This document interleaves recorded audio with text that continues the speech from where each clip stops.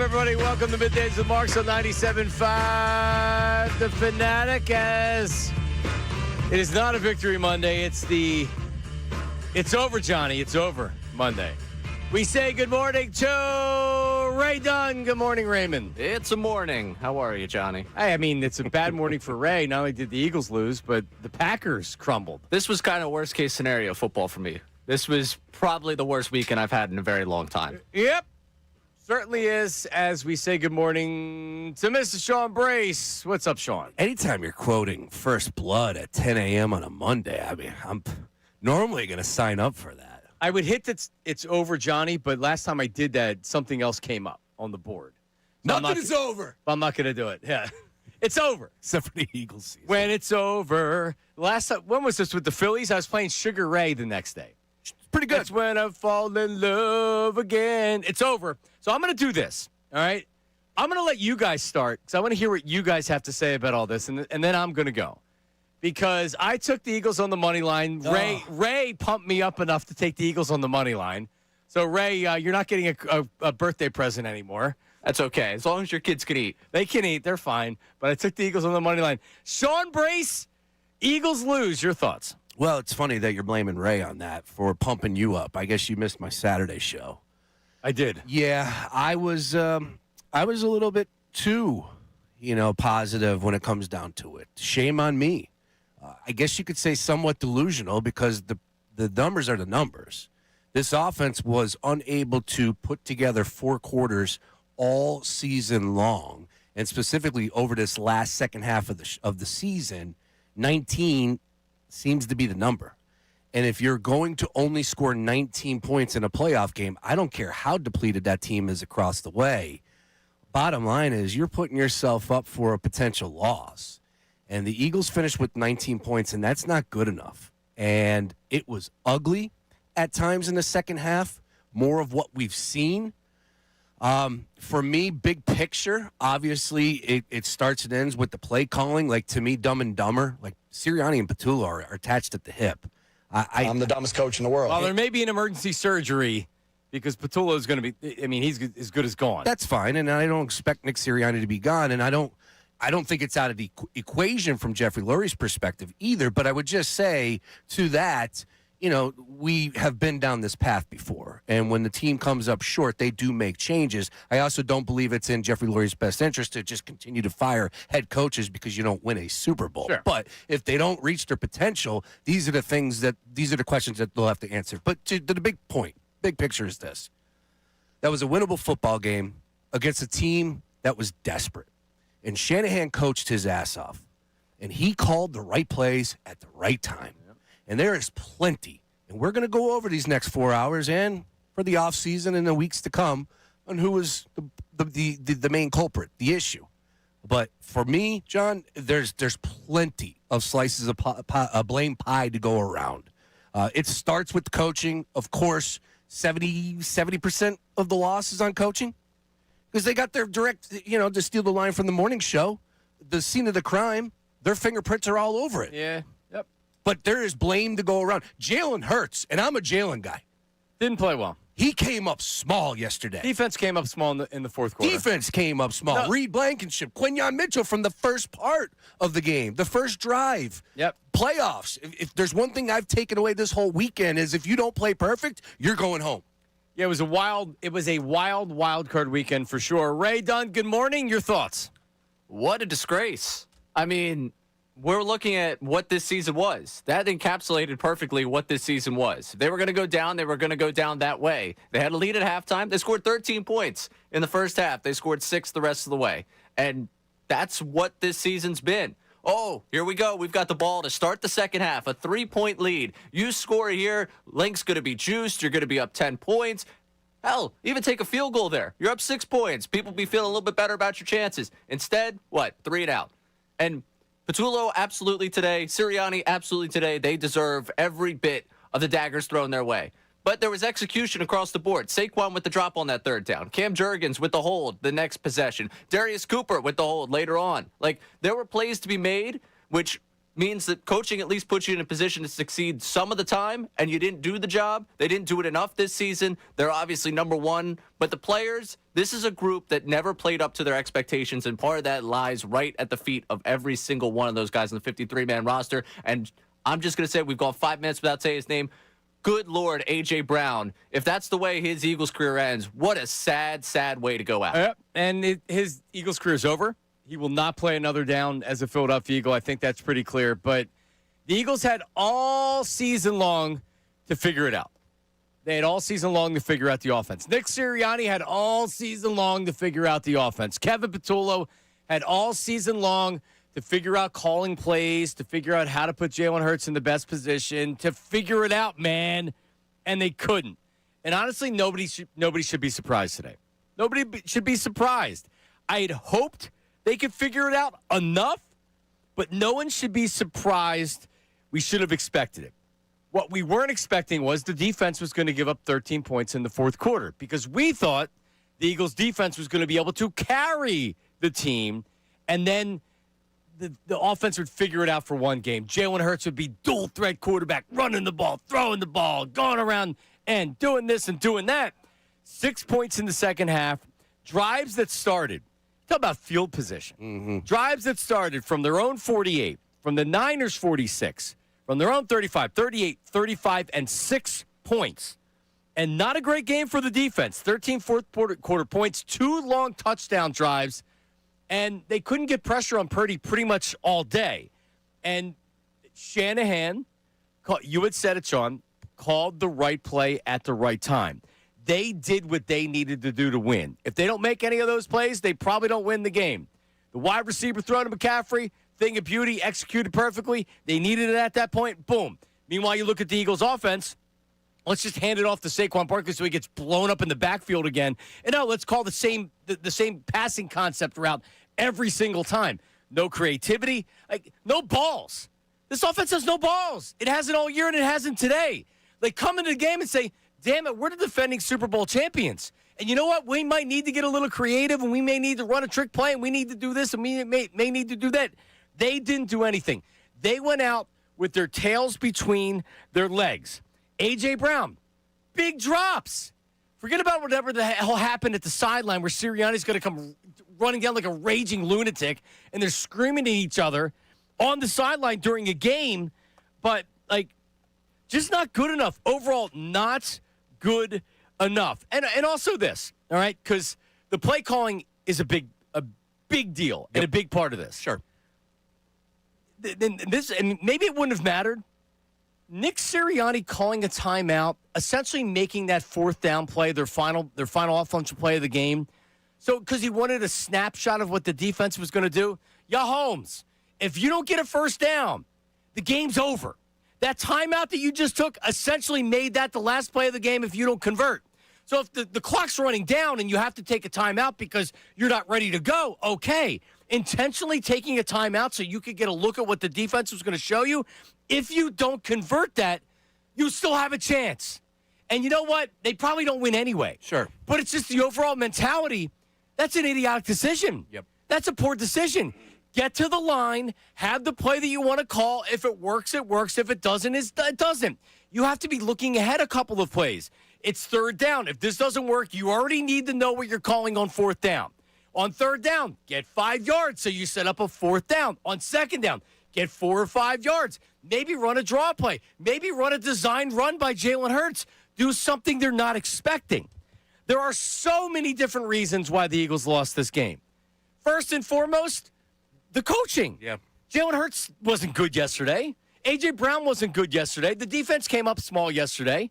The biggest culprit's the coaching. Sean Brace. I agree. I agree with everything you just said. Stand and go. I think you nailed it. And to your point about the final play with the timeout, and Brady said it on the broadcast, this is the point where you want to go ahead and get your play. Sure, with the play clock at 5, 4, 3, and you're not going to get the snap off, but you have to have the intuition. You got to walk and chew bubble gum at the same damn time, and Sirianni failed to do that. And then, oh, by the way, to draw up that play with your season on the line, and I'm not going to go deep into the X's and O's. There's plenty of people. The four verts.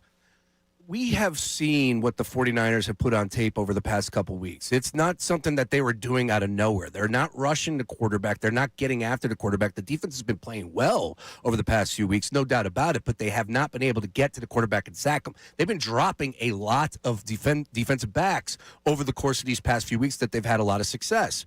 So here we are. You've had 3.5, 95% of the game played. You know what is coming your way. They are going to drop a number of defensive backs back there on 4th and 11.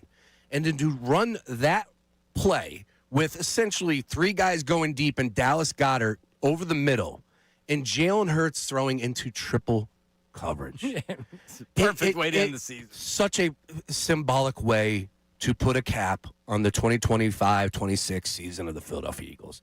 Just a masterclass across the board by Sirianni and company. And I'm sorry. It comes back to Jalen for me because I went back and I just wanted to be fair about it with the second half. And there were multiple times where he left the pocket. Analytical numbers have been released, a 16% pressure rate on him. And essentially he was pressured on 6 of his 37 dropbacks. He bailed out of the pocket time and time again. Now people are going to push back and say, there's no one open. Man. But when he bails to the pocket to the right, it's going out of bounds every time he throws it. Yes, and where's the urgency? How many times am I going to see a ball in a playoff game thrown out of bounds? I watched every single game throughout the course of this weekend. I can't really recall 2 times from a different quarterback that did that. Yeah, how many times did Jalen Hurts just throw it away? The Saquon Barkley screen pass late in the 4th, just throwing it into the ground. If nothing is there, sure, and it's week 10, get rid of the damn ball. But where is the urgency?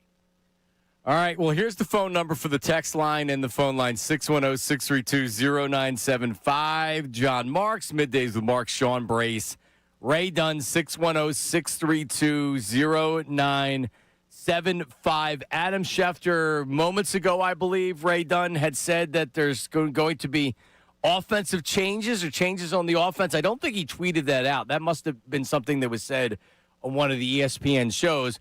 But no surprise, they're going to move on from Kevin Patullo. That's fairly obvious. They're not going to bring him back.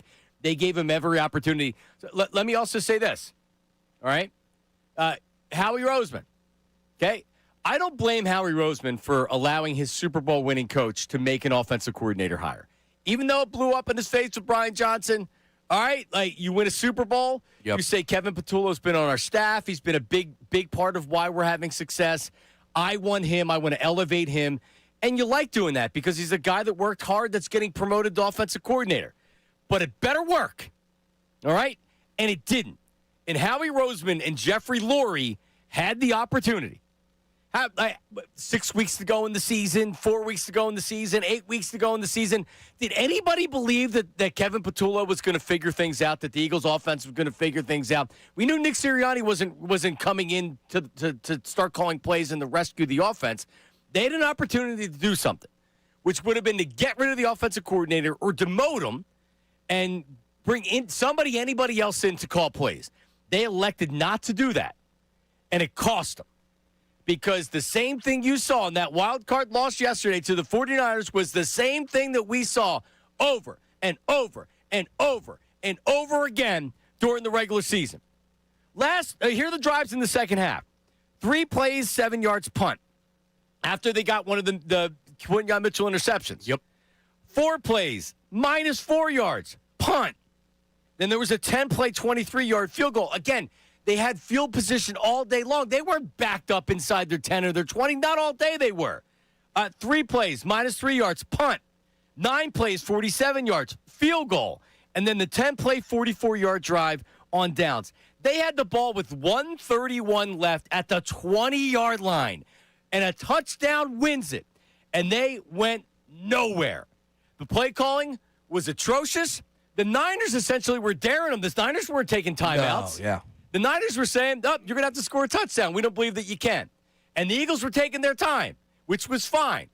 But 1 yard loss, 2nd and 11. Same sorry play call. Hurts abandons the pocket, rolls left, throws it away. 3rd and 11. That slant pass to Devontae. Incomplete. It was too high. He got one hand on it. Yep. And then 4th and 11, I'm saying to myself, well, if they don't get it here, there's enough time they can call timeout. Or they can call timeouts to get the ball back. Nope. They call a timeout, essentially making this is the game. And throwing a triple coverage. Like, are you serious with this team? Yeah, it was incredible. I just was so blown away by you want your best play, right? It's 4th and 11. This is the season. This is it. And what is your best route, right? I guess you can look at Dallas. I guess you can look at Dallas and the success that he's had. That's fine. So I'm not trying to X him out. But I look at Devonta. I look at him. I look at AJ come back to the chains, right? He's one-on-one. Like, it's 11 yards. You could pick that up.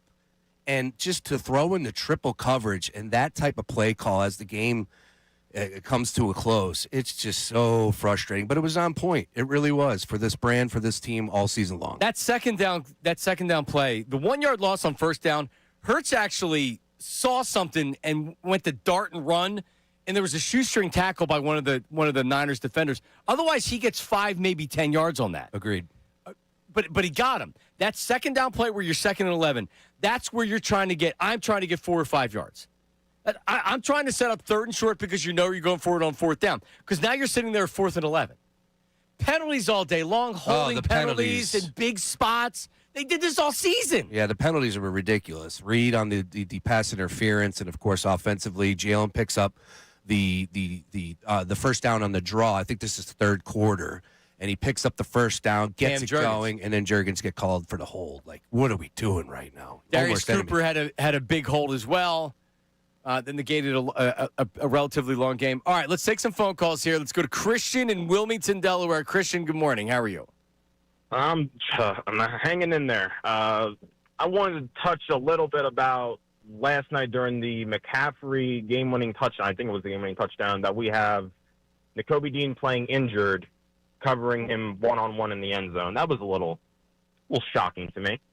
Well, real quick on that, I just want to say he was back, so you expect him healthy. I know he came back off a hamstring, missed the past 2 games, but he's been really good in coverage all season long. So coming into this game, you knew darn well that McCaffrey, who ripped it up this season, both on the ground and in the air as far as receptions are concerned, somebody was going to have to step up and try and cover him. Easier said than done, but yeah, that was frustrating. Tough loss, or tough to give up a touchdown there. And then on the final offensive play for us on the 4th and 11, here I am thinking we're going to dive deep into the bag of tricks. I mean, they took a timeout, so clearly they wanted to get the look right. And then they run a 4 vertical concept on a cover 4. I mean, like, it's really unbelievable to me that, I mean, first of all, that was even called. I mean, if you look at the huddle right before that, Sirianni and Jalen Hurts are looking at each other like it's the Abbott and Costello sketch. Like, you're looking at each other like, I don't know what are we going to do? I don't know. What are we going to do? Exactly. You know what it reminded me of, Christian, and I appreciate it, man. Good stuff. Part of the problem why Andy Reid was bad with clock management was Donovan wasn't good with clock management. So the instinct of when to call a timeout, both of them missed that. So Andy would look at Donovan, and Donovan would look at Andy, and they'd be like, what do you do? And that's how they looked.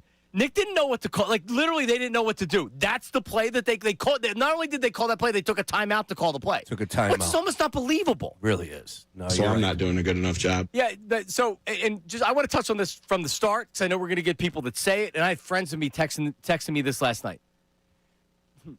John Harbaugh is not going to be hired as the coach of the Philadelphia Eagles. The Eagles aren't firing Nick Sirianni, 1. 2, they're not hiring John Harbaugh to come in and replace Nick Sirianni. It is not happening. So if you want to call in and say it today, just expect it. I might snap at you because it's so dumb to even suggest. And the fact that you get these idiots out there nationally that are literally saying this for clickbait because they have nothing else to do and they're going to get reaction, that's why they do it. Nobody that's ever watched a football game, unless you're really not paying attention to what's going on, would think that Nick Sirianni's getting fired for John Harbaugh coming in. I would just say, what if Sirianni says Patullo's not going anywhere? But then, yeah, sure. Okay. He's going to say that. All right. That's about as far as I would go with Well, what Sirianni. if he punched Jeffrey Lurie in the face? Okay. Then he probably gets fired and they bring in John Harbaugh. Harbaugh, it's in his best interest to go to a place without a general manager. Even though Howie Roseman, as great as he is, just go to some place that you can run the operation, not have to worry about looking over your shoulder. That's where he's going to end up. I agreed. He's going to hire the GM. Correct. He's going to go to the Giants, and he's going to, well, he wouldn't hire the GM then, but they would fire the GM after a year, and he would bring in his own guy. They should fire him and just bring in Harbaugh. Right, period. But right. still, Yeah, but like Harbaugh, if the Eagles had an opening, I still wouldn't want him. The same problems we had with Sirianni, that's what happens with Harbaugh. Man, I got to tell you, everybody that thinks John Harbaugh would come in and save this franchise, man, John Harbaugh has the same problems times 10 that the Eagles have down in Baltimore. They can't find an offensive coordinator. They bounce from offensive coordinator to offensive coordinator. Guess what? They're not winning Super Bowls doing that. No, they've been great. The great Stop team. with the Harbaugh stuff. I'm with you there. 610-632-0975. 610-632-0975. Guaranteed Kevin Patullo is whacked, and it's not going to take all that long because they need to go out and hire a new offensive coordinator. Clock's ticking. It hasn't happened yet. It's too long in my book. Well, Nick Sirianni was asked post-game about the offense stalling. We'll play that for you coming up. We have Sirianni on Patullo and more. Your phone calls, your reaction. Eagles lose, season's over. Middays with Marks, 97.5 The Fanatic. Now on 97.5 The Fanatic Sports Update. Bird season is over. I'm Ray Dunn with this Fanatic Sports Update, and it's brought to you by Morgenstern Hair Restorations. Great teams stick together, and so does great hair. Morgenstern Hair Restoration. Championship results, visit morgensternhair.com or call 610-980-4000. 49ers won 23-19 in the wild card matchup between the two sides yesterday. Only 6 points for the Eagles in the second half. Stop me if you've heard this one before. The offense stalled out after halftime. Defense did allow 361 yards. Uncharacteristic game for them for this season. They gave a couple of big explosive plays and end up really falling apart there in that fourth quarter. Jalen Hurts was 20 of 35 for 168 yards and a touchdown in the loss. After the game, he was asked about Kevin Patullo. I think I'm always growing. I'm always taking in my experiences and learning from everything that we go through. It's tough to single out one individual, especially in a moment like this. We all got to improve. That's how I look at everything that we go through. He might not be able to single out one individual, but I guarantee you this fan base will, and that seems like that organization will as well. We'll be asking the question about the future of Kevin Patullo, the future of A.J. Brown, and a number of players coming up in the coming weeks. Weekend was brutal elsewhere. Flyers lost 7-2. Tampa Bay on Saturday. The Sixers lost 116-115 in overtime to the Raptors yesterday. Flyers rematch with the Lightning tonight at 7. I'm Ray Down, your home for the Sixers. Flyers, best Birds talk in town. 97.5 The Fanatic, 97.5thefanatic.com.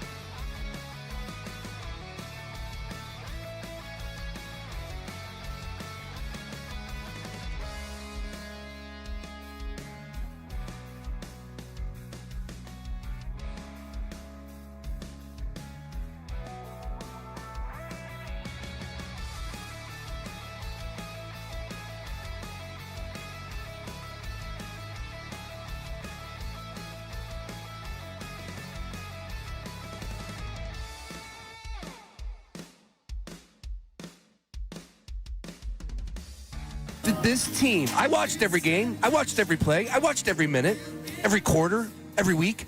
How did this team lead the league in red zone? How? I don't remember. It's a stat I was regurgitating for the past couple weeks, and then I'm watching these games going, dude, they crap all over themselves when they get inside the red zone. Yesterday, like that 3rd and 13 QB draw to settle for 3? Yeah, that was the conservative.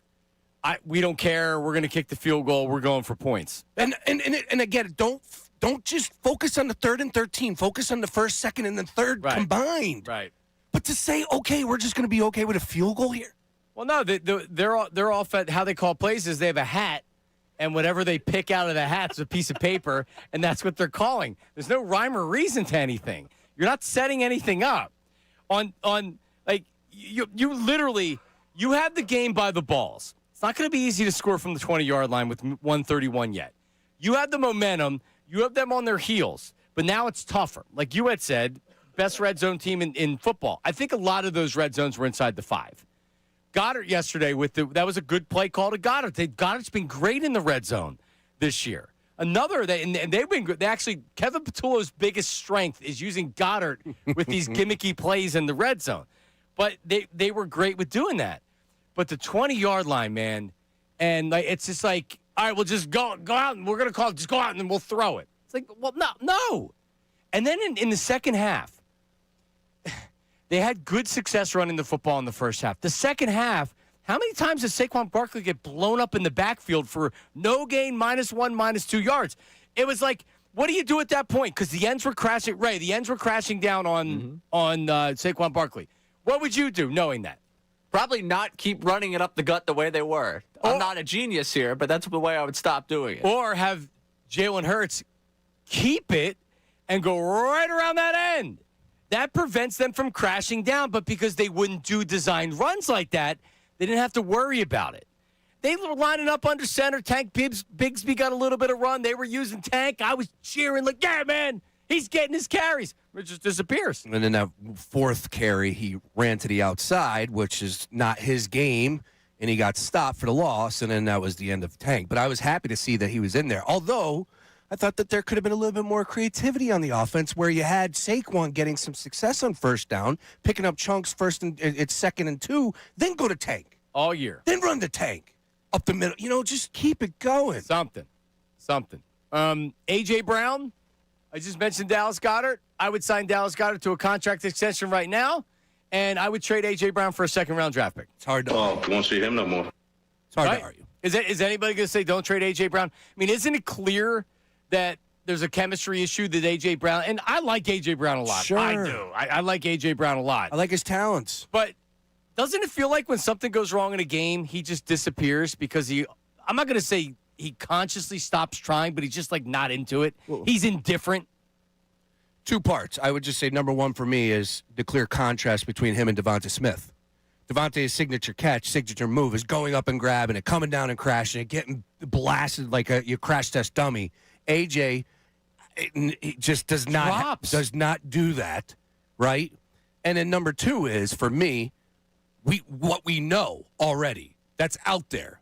The butting of the heads, the social media comments, the reading the book or whatever you want, just everything included. Think about the stuff that we don't know. Yep.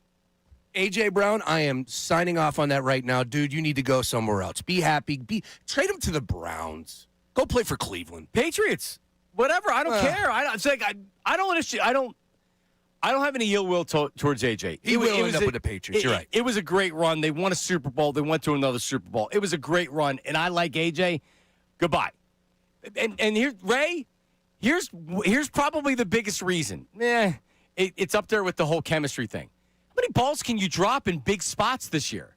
Yeah, you can't whine and then do that in the biggest moment. That's small. That's the biggest thing. Well, no, the attitude's the biggest thing with him right now. But it's a close second. It's just incredible that we're here. Like, you trading for him opened the window, and trading him away is going to be really, they're going to have to thread the needle, make sure that window stays open. Because they need another wide receiver. When did this happen? It was actually AJ, because Tom Brady says AJ's all by himself on the outside, single coverage. He throws a Dotson. Throws a Dotson. Jalen Hurts throws a Dotson by the goal line. You throw to the 5'8" wide receiver who sucks, by the way, Dotson, as opposed to AJ with single coverage. So just as much as I want to get mad at AJ for not even the drop passes, the passes you expect an elite receiver to make, the non-routine, because he's dropping routine passes as well. Sure. But the non-routine catches that he needs to make, 50-50 ball, that's A.J. Brown. He's a big physical monster. Yep. Throw the ball up and let him make a friggin' play. And by the way, maybe a penalty, maybe one time a flag would be thrown in favor of the Eagles. I felt like the that refs didn't happen yesterday. No, and it was really evident on the one play where it was the Reed Blankenship hold and Jalen Carter. They actually did sack Purdy on that one. I don't know if Carter got to him on that one. I know he ended up with a sack, but somebody else got to Purdy, and then Jalen Carter. Ojimo? I believe so. And Jalen was complaining about being held, and it's like he was absolutely mugged on that. Throw the flag. Where was it? It was not there for the Eagles. Yeah, I have so many off-season thoughts as well. Am I paying Jalen Phillips $25 million a year? No. He was good. He's not getting premier pass rusher money from me. Nolan Smith, he went backwards this year. Yep. I like him. He's a good end on a team. Where was he yesterday? Where was everybody yesterday? Jalen Carter, did he have a great game? Yeah. Yeah. They went on 2 long touchdown drives in the fourth quarter. And you can't say, well, they were on the field the whole day. The Eagles had a decisive time of possession. They had them for 12 more minutes than the 49ers did. That wasn't a tired defense on the field the entire day. No, what it was a very creative play caller in Shanahan dialing up all the right plays at the right time. And, oh, by the way, really keeping it simple with Christian McCaffrey and Kyle Juszczyk. The fullback with 4 grabs, I know that Brady was like, well, he slipped out into the – no, that was a design play to get him involved. Yep. Yeah, no. He was unbelievable. He had a couple of huge catches in the fourth quarter. Not only that, then he would follow it up. The next play, John, blasting people. Yep. That dude's a baller. The McCaffrey touchdown, not the wide receiver throw, but the other McCaffrey touchdown. That's just like you had said, play design. Everything in that play is happening for a reason to set that up. And the Kobe Dean ends up being a foot behind him, and it's not terrible coverage. They didn't lose him. Wasn't a coverage breakdown. That's just bing, bang, boom, boom. You can't stop it. McCaffrey was dominant this year. When you go back and look at his numbers as far as what he was able to do this year, it's insane as far as ending up with over 102 catches as a running back. I think he led the team. Oh, sure, yeah, because their wide receivers were null and void for most of the season. But he still ran for 1,200 yards, too. If he can stay healthy, he's an unbelievable weapon, for sure. All right, we yapped too much that segment. Phone calls next segment, starting with Black Gritty and everybody else that's on there. 610-632-0975. Also, LaShawn McCoy has his culprit for why the Eagles are going home early. And he says it. That's coming up next. Middays with Marks, 97.5 The Fanatic. All right. Do you want your hair back? Do you want your hair to look good? I went to the razor bar on Friday, and I got the haircut, and I left. And I'm like, man, the hair's looking good. And the hair's absolutely looking good, and that's not because I have great genes or because that. No, it's because of Morgan Stern Hair Restoration. 3 locations. Bala Kenwood, Wayne, Pennsylvania. If you're out there in Lancaster, towards the Lancaster area, in Lancaster, 3 locations. You can get in, get a free consultation. Here's how it works. You're not going in. You're not making the first phone call to them. It's 610-831-HAIR. 610-831-HAIR. That's how you can speak to their hair team. You're not calling them and saying, like, all right, come on in, we'll give you a hair transplant. No, like, they are going to say, send us pictures of what your hair looks like right now. So then you're going to text them pictures of what your hair looks like. So then they can take a look. And then from there, it's like, okay, it's not a one-size-fits-all type thing. It's like, okay, I think you're a good candidate for a hair transplant. Well, I don't know if you need a hair transplant, but here are a couple of other options that you can do. And I had a hair transplant with Morgan Stern Hair Restoration. Absolutely amazing. And I continue to go back for maintenance because as you age, you still start to lose hair. You want your hair to remain thick and full. Morgan Stern Hair. So if you want your hair back right now, Morgan Stern Hair Restoration offering $500 off FUE hair transplants from new patients. This is advanced hair restoration backed by a team with over 30 years of experience. Most experience, most success. That's Morgan Stern Hair. New year, new hairline. Call them today, 610-831-HAIR. 610-831-HAIR. Natural-looking results that is designed to last, and every treatment plan is personalized for you. 610-831-HAIR or morgansternhair.com. Kincade.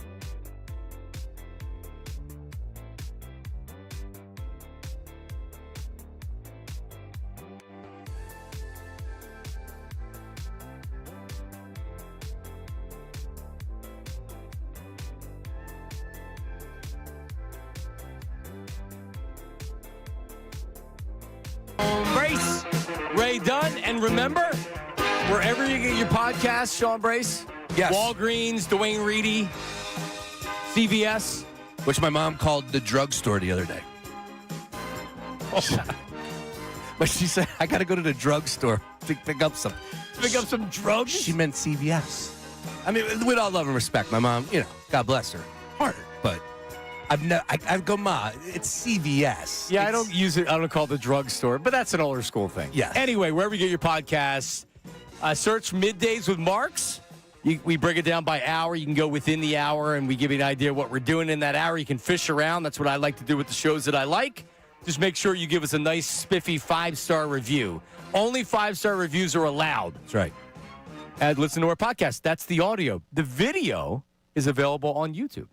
You can watch live right now like everybody else. Just make sure you're subscribing to 97.5 The Fanatic on YouTube and watch live, comment like everybody else.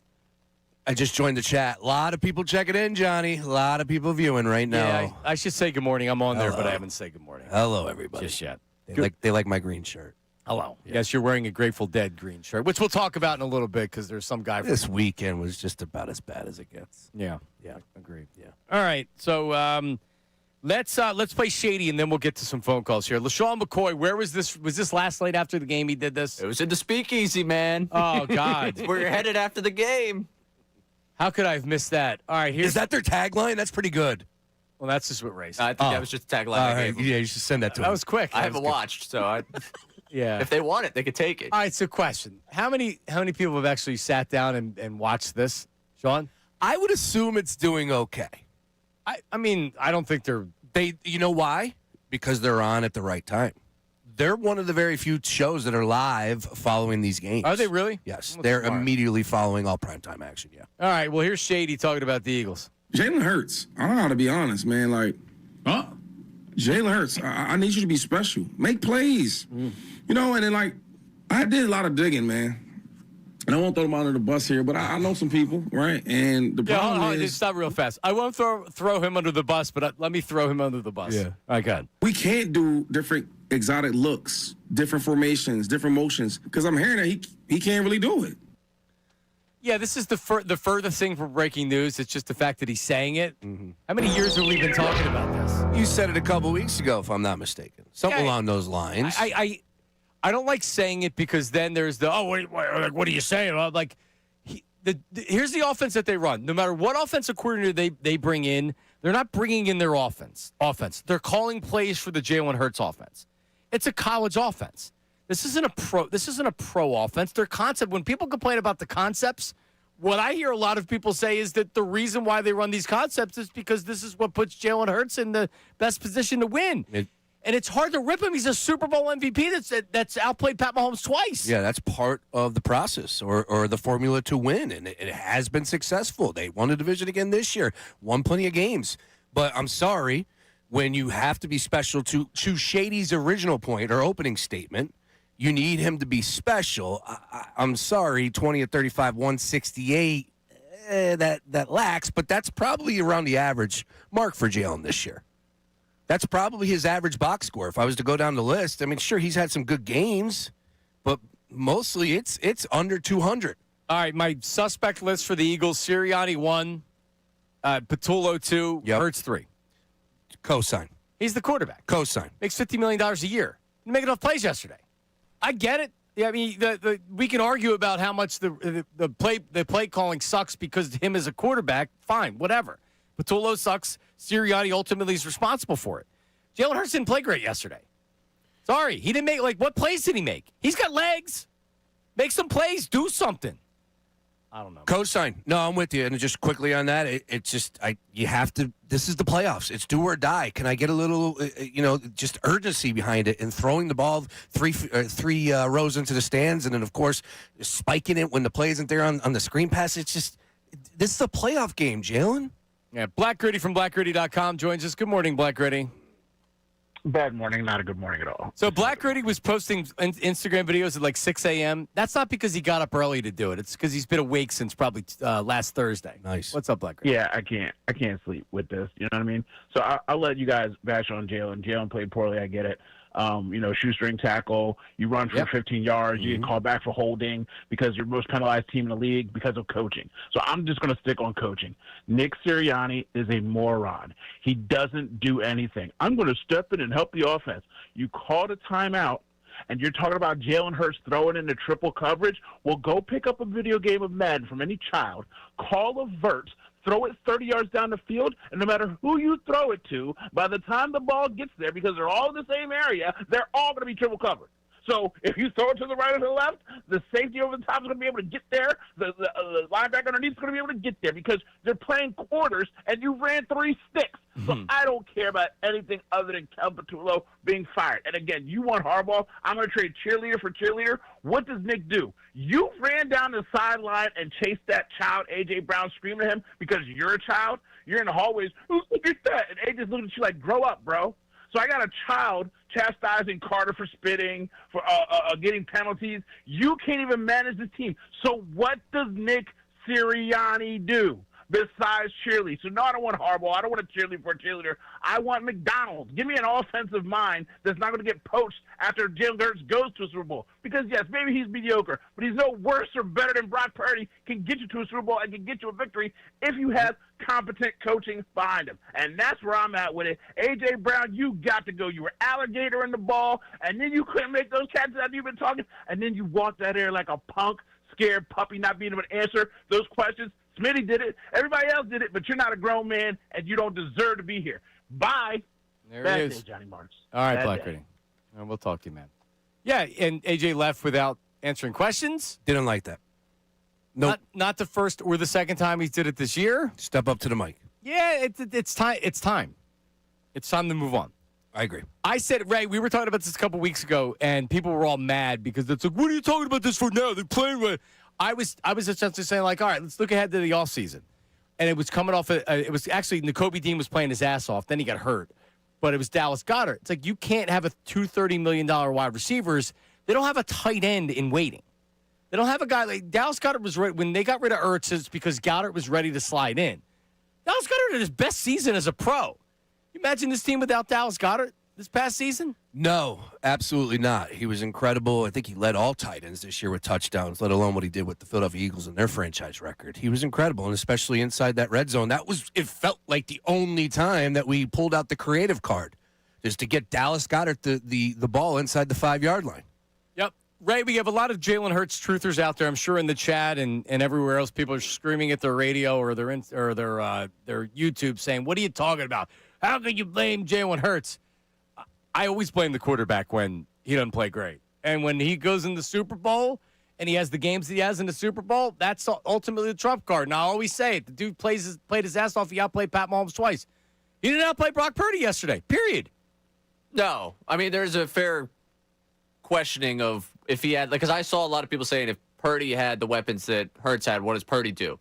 If Hurts had the offensive design that Purdy does, what does Hurts do?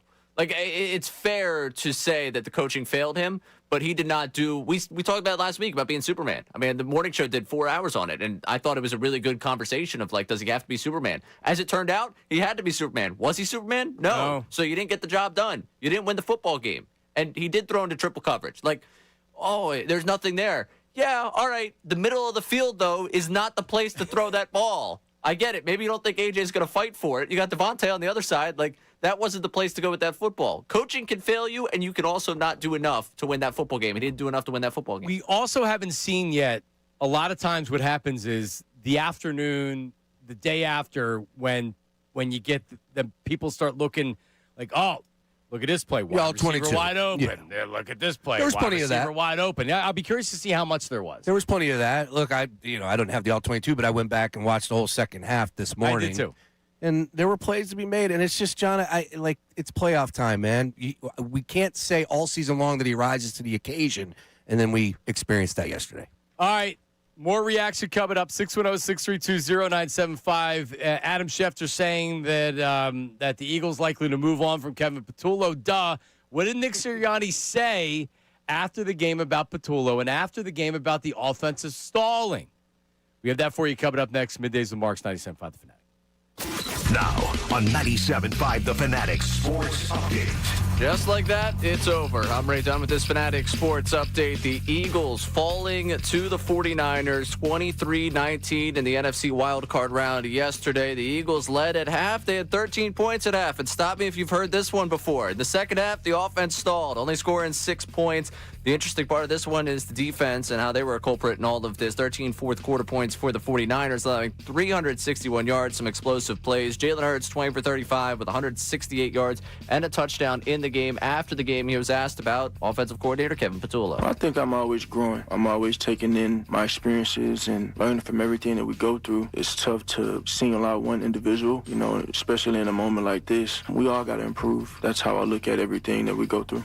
And how will they improve? Plenty of questions as we move towards the offseason. The future of Petulo, future of A.J. Brown, and a number of players. Elsewhere in Philadelphia sports, it was brutal. Flyers lost 7-2 to Tampa Bay on Saturday. Sixers lost to the Raptors last night, 116-115. Flyers rematch with Lightning tonight. You catch that right here on The Fanatic at 7 o'clock. This update's brought to you by Mothers Against Drunk Driving. Victims of drunk and drug driving, your grief is unique, but you're not alone. You always have a place at MAD. Call 24-hour victim helpline at 877-MAD-HELP or visit MAD.org. I'm Ray Donald, your home for the Sixers, Flyers, best birds talk in town. 97.5, The Fanatic.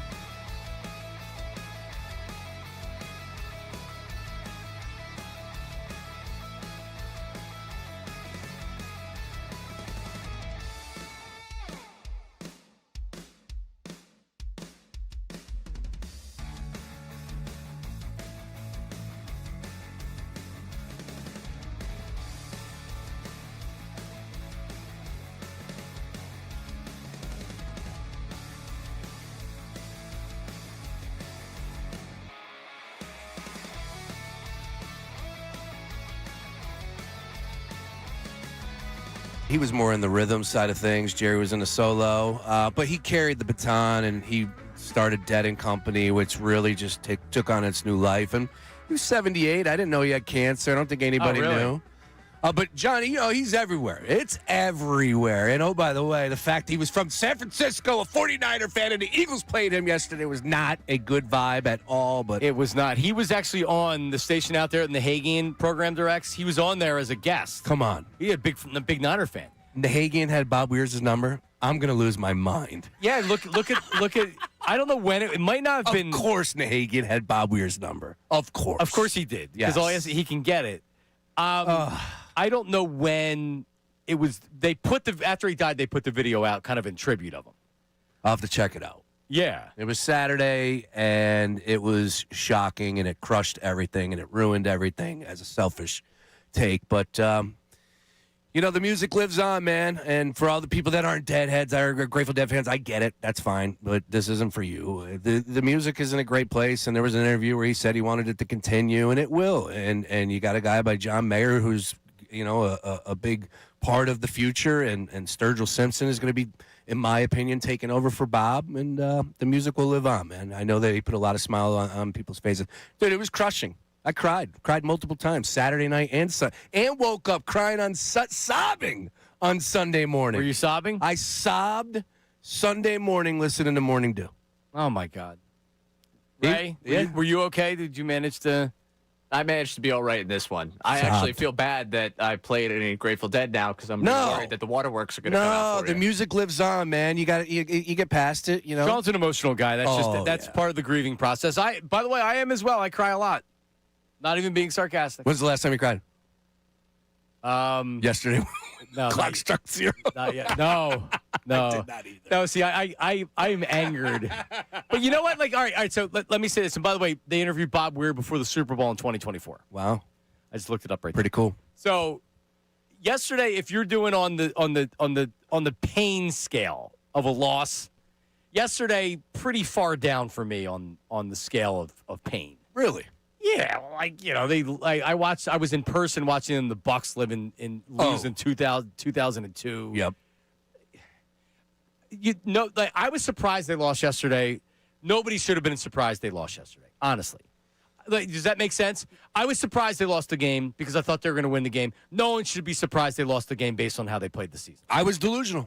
I agree. I was surprised. I was shocked that they lost at home in that game to that team. I really was. They played yesterday the way they played a lot of games this year. You're right. The final score reflected exactly who they were all season long. I just thought at home, and Kittle goes out in the second quarter. Quinyon gives you two interceptions. Normally, and I what was the time of possession? I believe they had the ball 12 more minutes than the Niners did, and they won the turnover battle. Eagles didn't turn the ball over. They had some bad penalties in key spots too, and that's something we've seen with the team this year, because getting first downs are few and far between with the Eagles in some of these halves, and when they actually did get first downs, they were wiped out with a lot of it. 35-24. Right. So they had significant time of possession lead, and they didn't turn the ball over, and they got 2 turnovers. And Saquon ran for over 100. And so all the things you were looking for to get a win. Ray, if I would have told you before the game, they win the time of possession. Love this game. They don't turn it over. 2 interceptions. Saquon ran for 100 yards. Where are we watching the game next weekend, Right, Johnny? yeah, let's go. Party. Bears are going down. Woo. Right? Yeah. So, all right. There you go. Philadelphia Eagles, everybody. So, I mean, we got too much to talk about, but you got who's the next offensive coordinator? Oh, we got time. We got time. I know everybody wants that good-looking guy down in Miami, but hold up.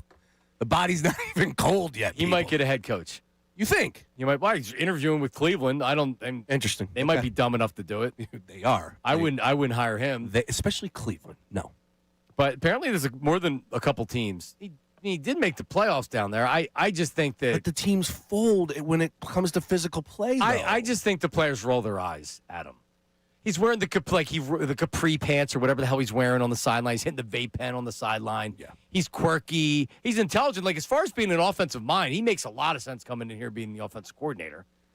Right? Be creative. But, I mean, according to Shady McCoy, you can't have this complex offense. So what are you going to do? Bring in Mike McDaniel and he's running fullback dives and things like that? All right, we got a nice long segment here to take some phone calls. Let's talk to... Who's the best caller here? Let's go to Carlos. Carlos in Savannah, Georgia. Probably listening on the 97.5 The Fanatic app. Carlos, good morning. How are you? Oh, man, I couldn't be better. I'd rather be getting more about Bear right now. But, yeah, I'm listening to 97.5 on the app. Nice. Always, but unfortunately, this call is not a good one. No. But here's my thing. I question Nick Sirianni's competency as a head coach. And the reason why I say that is that the chef doesn't let the sous chef burn the sauce. You know what I'm saying?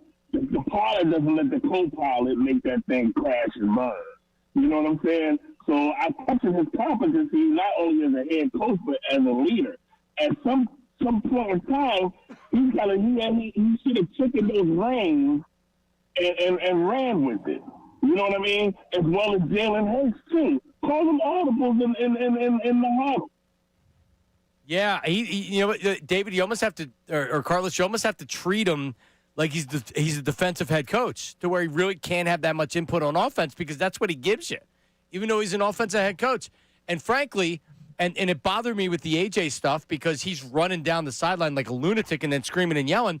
He looks sometimes he looks more like the coach of the Sigma Pi football team than he does an NFL head coach. How do you get that gig? I'm done with his antics, man. He's giving me CO vibes all over again, man. He's got to go. Get him out of here. Y'all have a good one, guys. All right, Carlos. Fine line. Screaming and yelling at the fans. Oh, I love this bleep, and then AJ gives him a side eye. He's a Super Bowl winning coach, man. You can't take that away from him. I'm always going to give him credit because obviously whatever he's cooking in that locker room's working.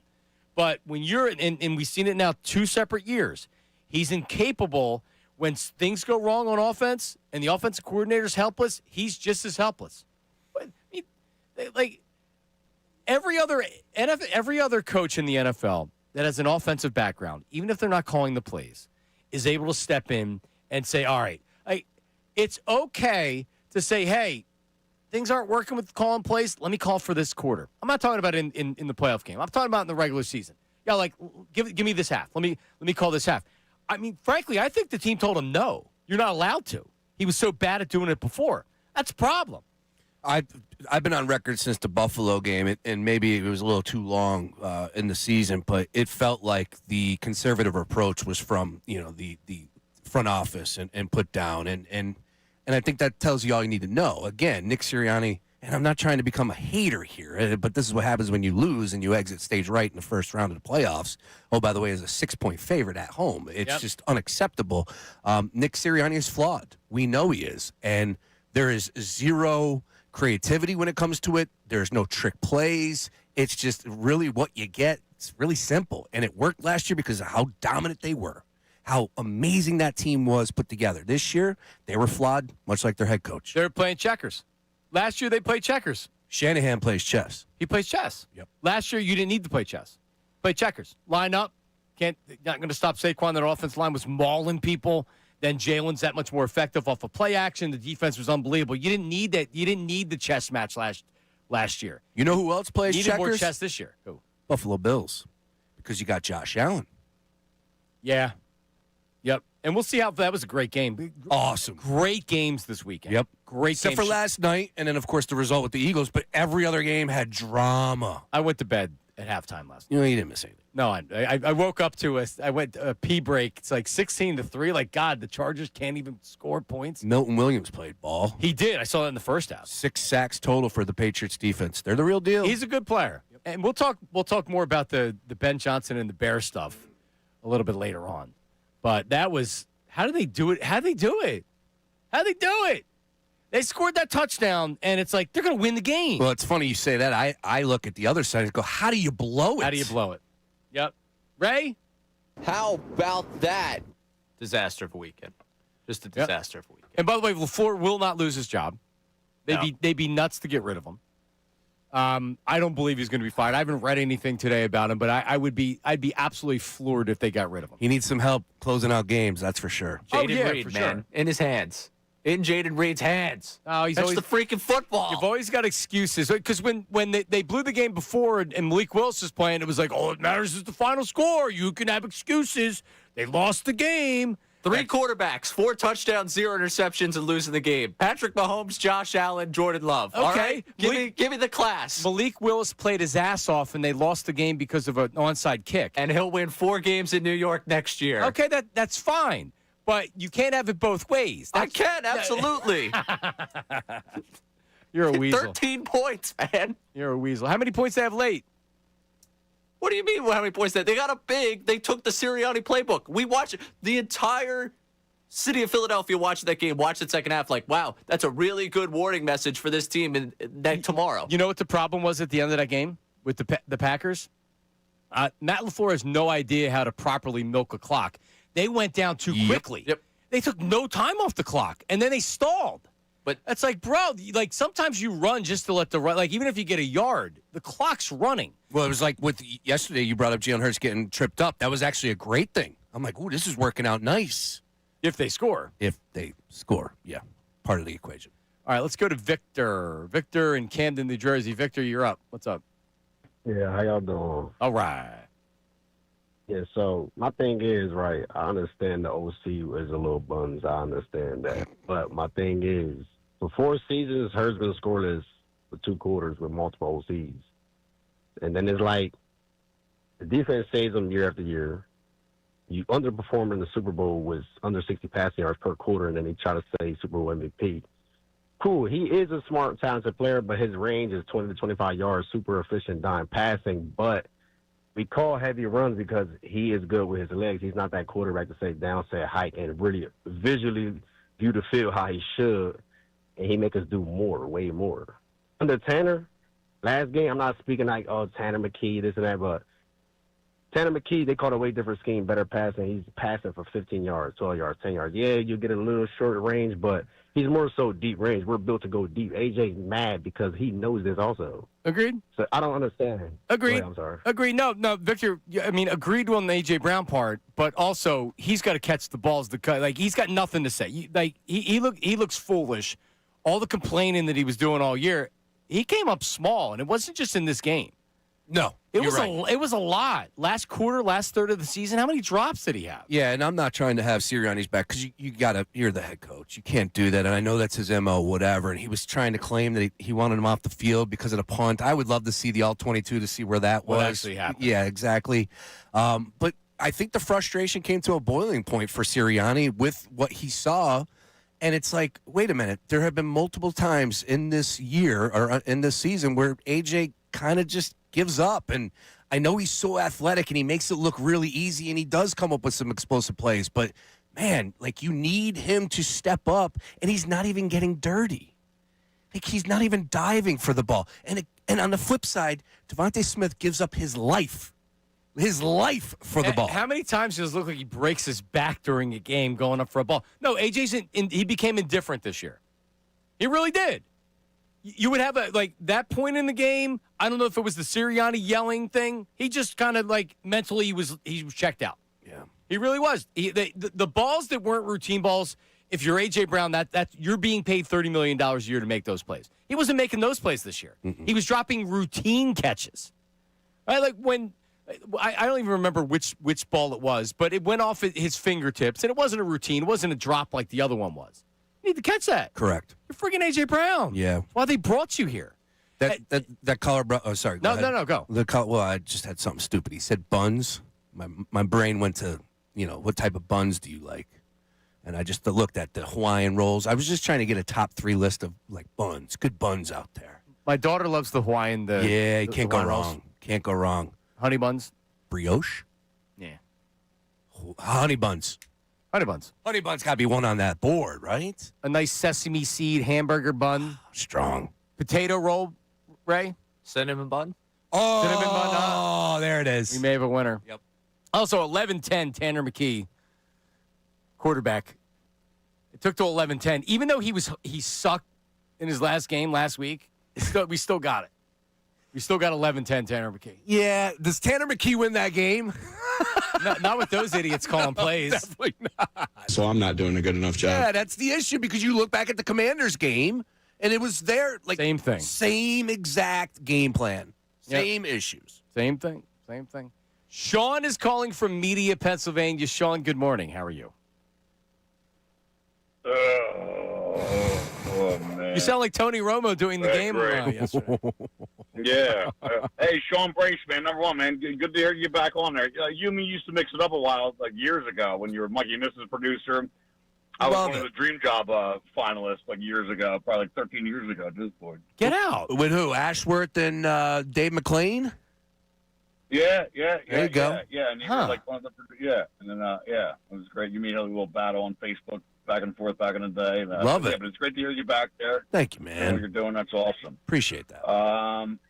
That game, am I surprised that we lost? No, I'm not. Did we see anything really different? No. When you know what really bothered me? When Quinyon Mitchell had that first interception, you had 78,000 people going nuts in that stadium. You had the chance to turn the tide of that game, motivation, everything going, and you punt. So everything just I'm like you have to score off of you. This is what you do when you change something. You had the chance to to get the momentum in your favor, and you just didn't. And like Kyle Shanahan was almost kind of waiting in the wings the whole time.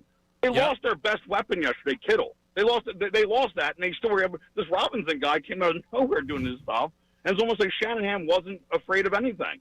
He's like, I know we're going to do this. We're going to be fine. We're just going to be waiting in the wings, and they're going to lose this game at some point. Yeah. And my problem is to not cut guys off, but so in that 4th 11 to end the game, so they call a timeout, and then you see that image of Sirianni, Patullo, and Hurts talking. Now Sirianni is just listening in, and Patullo and Hurts are talking. But that's the play call you came up with? Oh, my God. To throw into triple coverage? No, not just I that. would have much rather... I would have much rather like us lose the game because AJ was streaking down the right sideline. I would have much rather lose the game on a one-on-one coverage than you throw it into triple coverage in the middle of the freaking field. Yep. Yeah, like not only to end the game, you use that play. You called that play. You used the timeout so you could see what the Niners defense was going to do. So, Ray, I want your opinion on this too. Casey Boy texted me, and I was thinking about this during the game. All right, he says so. 40 seconds left, 4th and 11. How did you feel, 4th and 11? Not great. Did you feel like they were converting that? Did anybody feel like they were? I'll be honest. 4th down, no. Up until 4th down, I felt good, but 4th down, no. All right, so it's 4th and 11, 43 seconds left. Casey Boy saying, kick a field goal. Now you're down 1. You kick it off. They get the ball to 25. 3 and out with your timeouts. Now there's like 20 seconds left. Now you need 30 yards for a kick to get a field goal to win it. The problem is Jake Elliott's your kicker. Yep. If you would have had Aubrey, Dallas's kicker, he had a 70-yarder. Then maybe you think about it. But in that particular situation, I was just really pissed off because the whole time I'm saying to myself, you still have 3 timeouts. So if you don't get this, that's why I wanted a little bit more. Because I know you're leaving more time on the clock for San Francisco to drive, but you're also leaving more time on the clock in case you don't convert. So you have time to get it left. You have 3 timeouts. Now, San Francisco probably gets a first down anyway, and the season's over, but still, that's what you're banking on. Ray, your thoughts. I would just say, to me, I was struggling with the whole field goal, settling for field goals all second half. It was really irking me. I should have expected it, but that was really bothering me. I feel like if you kick a field goal there with 3 timeouts, I understand the point, but that's a defeated mentality in my book, man. That's a negative mindset where I just got to attack. Well, now you need to get a stop, and then they get 1 first down. It's over. And I think out of the last 3 possessions for the 49ers, they had the interception, but the other 2 were touchdowns. But, I mean, you're just to literally the strategy was to use the timeout. I would have been impressed if Sirianni actually thought that far, though. Like in his cuckoo mind, his dumb and in my notes. Yeah, in his dumb and dumber mind, there's no way. There's no way he would even. Yeah, the monkey isn't even connected in the symbol. You know? I'm the dumbest coach in the world. Just Sean, there's There's a fine line. I'm telling you. I have never been him. He's proved me wrong. I've never been a Sirianni guy. And it has nothing to do with him on a microphone. I've never been a Sirianni guy. I love the monkey hitting this. And he's not even connecting. It's just he's missing the other. It's just swinging over the top of the symbol. That's what's going on in his head. He's missing a symbol. He's only got one. And that's in my notes. I mean, this offense, these weapons. So here's one good thing to come of this. Nick Sirianni's never going to pick an offensive coordinator ever again. Never again. No. He had the benefit of the doubt. He could win 5 Super Bowls in a row. Howie's still saying, nah, dude. Nope. Nope. Just like how Chip Kelly was handed the keys to the castle, that's never going to happen again in Philadelphia Eagle history as long as Jeffrey Lurie's owner. Nope. So is he on the hot seat next year? Is this a Sirianni hot seat? Can I officially put him on the hot seat the day after the season ended for next year? We'll bank that show sheet. I think I gave my answer already. That's a hell yeah. Absolutely. Hell yeah. Yeah. It's line. It's been warm all year. I try to give credit. It's been a fun regular season. They won the division, but come on, man. Yeah, we've already seen that. So by the way, and let me just say this, all right? It is very difficult to win a Super Bowl and come back the next year and win another Super Bowl for various reasons. They were banged up on the offensive line. Their offensive linemen, not only did Saquon Barkley have the extra workload, so the offensive line. You're talking about a historic running season for Saquon that also went into the playoffs. You're getting everybody's best. You're playing a first-place schedule. And there's something about, like, when Saquon leaves the Giants, not saying he didn't train this offseason, but think about the level. Think about what you're thinking about if you're Saquon Barkley. You leave the Giants for the Eagles. You want to shove it up the Giants' nose so bad. You're trying to win a Super Bowl, and then you win a Super Bowl. And not that you're not trying just as hard to try to win another one, but you just accomplished the goal. It's so hard. You're not training like, we lost in the NFC Championship game again. Like, you know what? Well, I'm not taking that vacation before this training camp. I got to make sure I'm in the gym. I got to get those pounds off. I got to be in the best shape of my career, right? You win a Super Bowl. Hey, Saquon Barkley was everywhere for months. Oh yeah, the gravy, the circuit, as they say. Tour, man. And it's so hard to win 2 years in a row for all those factors right there.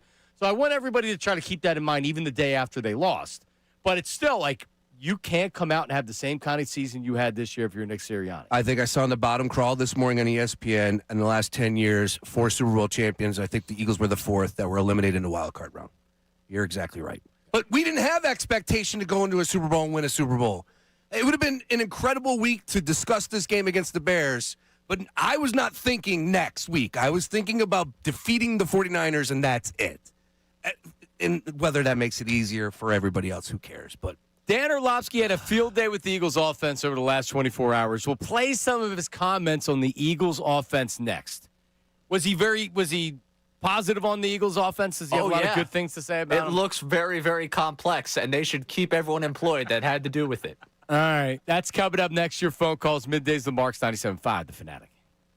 Now on 97.5 The Fanatic Sports Update. It's over. I'm Ray Dunn with this Fanatic Sports Update. The Eagles season has come to a close. They fall in the postseason, losing their first playoff game in the wild card round to the 49ers, 23-19 yesterday. Only 6 points in the second half for the Eagles offense. The defense allowed 361 yards overall. Some big explosive plays in there and led up the game-winning touchdown. 13 points in the fourth quarter for that defense. Hurts goes 20 of 35, throws for 168 and a touchdown. After the game, Nick Sirianni was asked about the offense stalling out in the second half. Felt like that was kind of our story as the year progressed. Good first half, didn't do a good enough job coaching, didn't do a good enough job executing. In the second half, some penalties got us behind the sticks. We had a hard time overcoming them.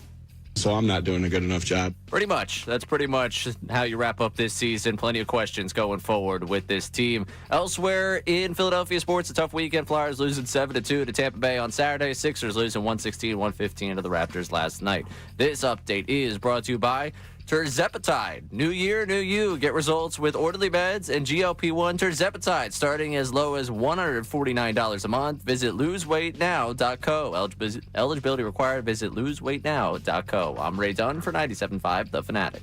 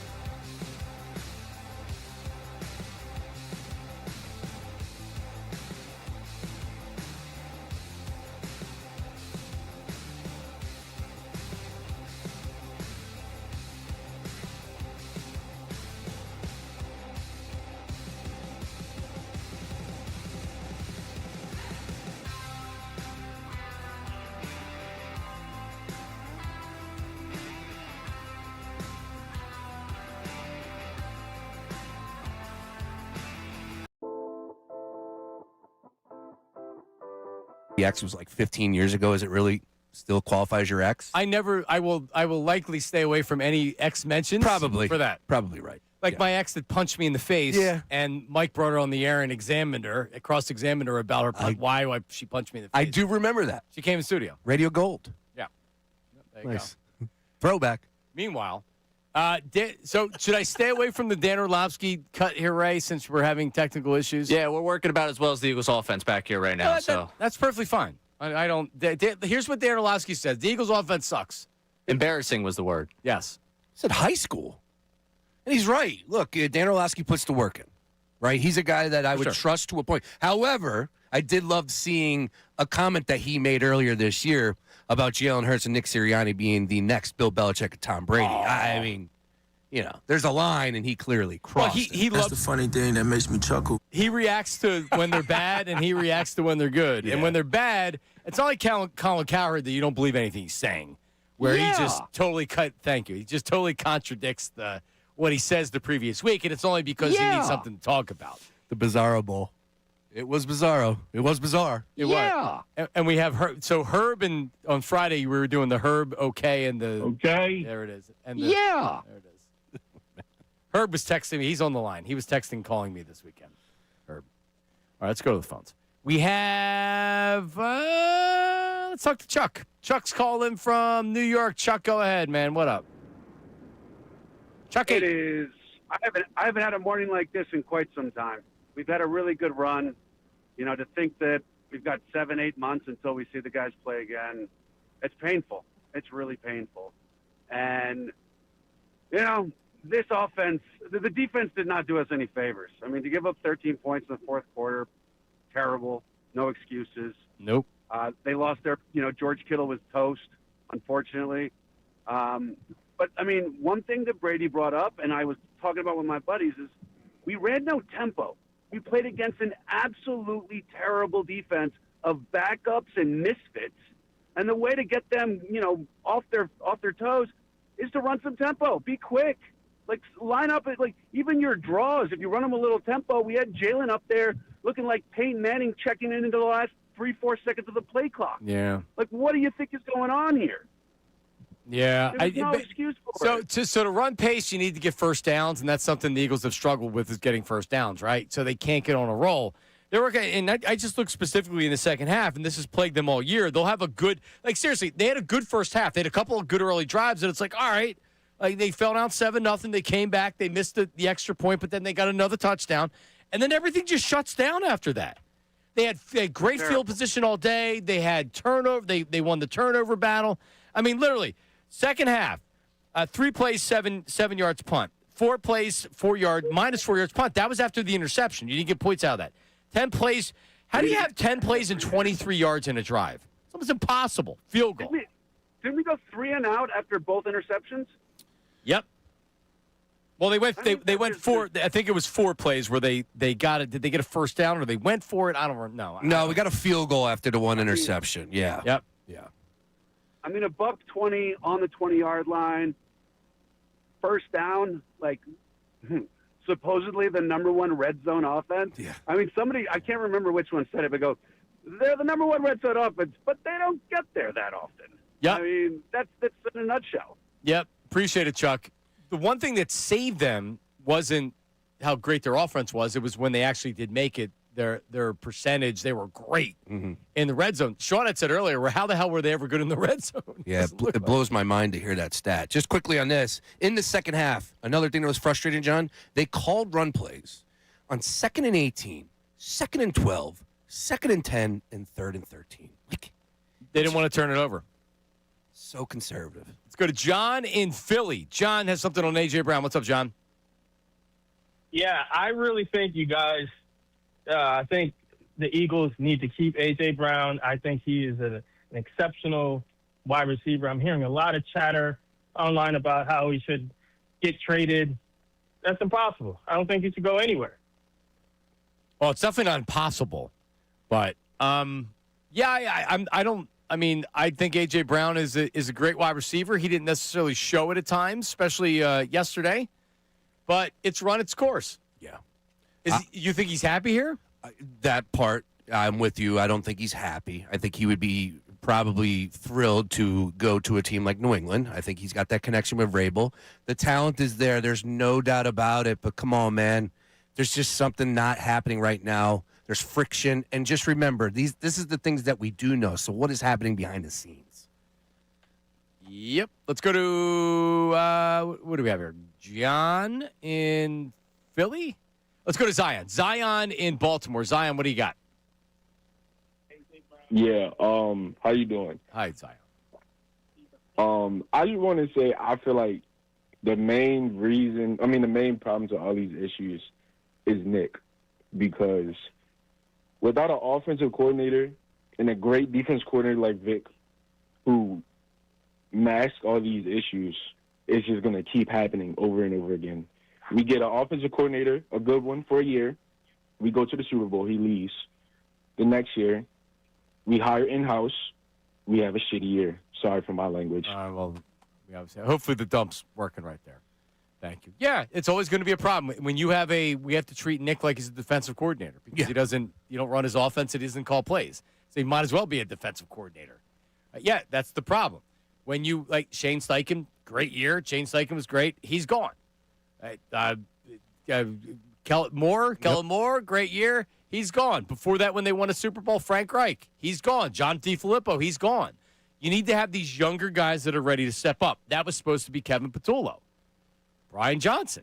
The two younger guys that they promoted from within house came up, and struggling isn't even a way to say it. Yeah, look, Patullo has earned his keep. I'm not here to deny that. He's moved up to the ranks. He entered to a spot that he was clearly not ready for. And calling plays with this offense, it's just, sorry. And the proof is there, right? This wasn't a one-game sample size. We had a full season, 18 games. He is not cut out for that position. They had all season long to figure it out. Yep. That's all that it was all season long. You're going to be in the playoffs, figure out the offense, and then play. You're hot at the right time.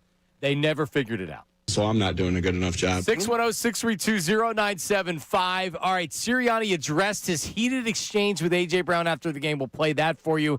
Your phone calls. John and Mannion, you lead us off on the other side. Middays with Marks, 97.5 The Fanatic. The Fanatics and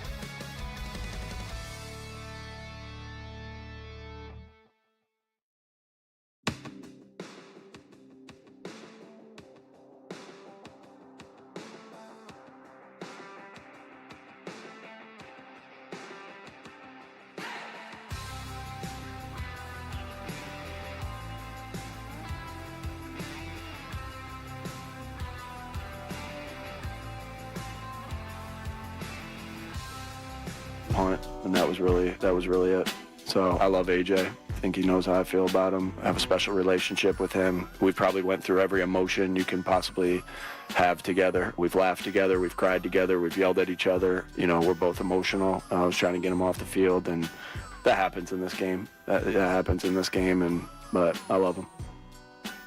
Oh, yeah, it happens all the time. You frequently see a head coach sprinting down the sideline to get in the face of the wide receiver as their security guy holds him back and throws him back, and then AJ was screaming at him.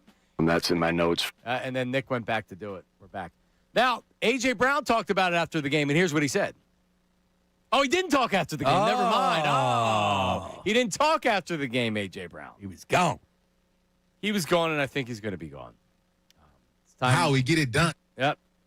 Time to move on. You know, he's probably going to join Jamar Chase in Cancun. I know that he had some fun at the end of the season. That seems like AJ probably be the same vibe. Let me get on a little vacation trip here. Is he a Cancun guy? So I worry that AJ just goes and he like sits in his house and looks at the wall for a week. Yeah, he wasn't happy winning the Super Bowl. He said as such on Instagram, so maybe he isn't. But I'd be in Cancun. Yeah, I think it's, you've earned it, AJ. Go take a little vacay, all right?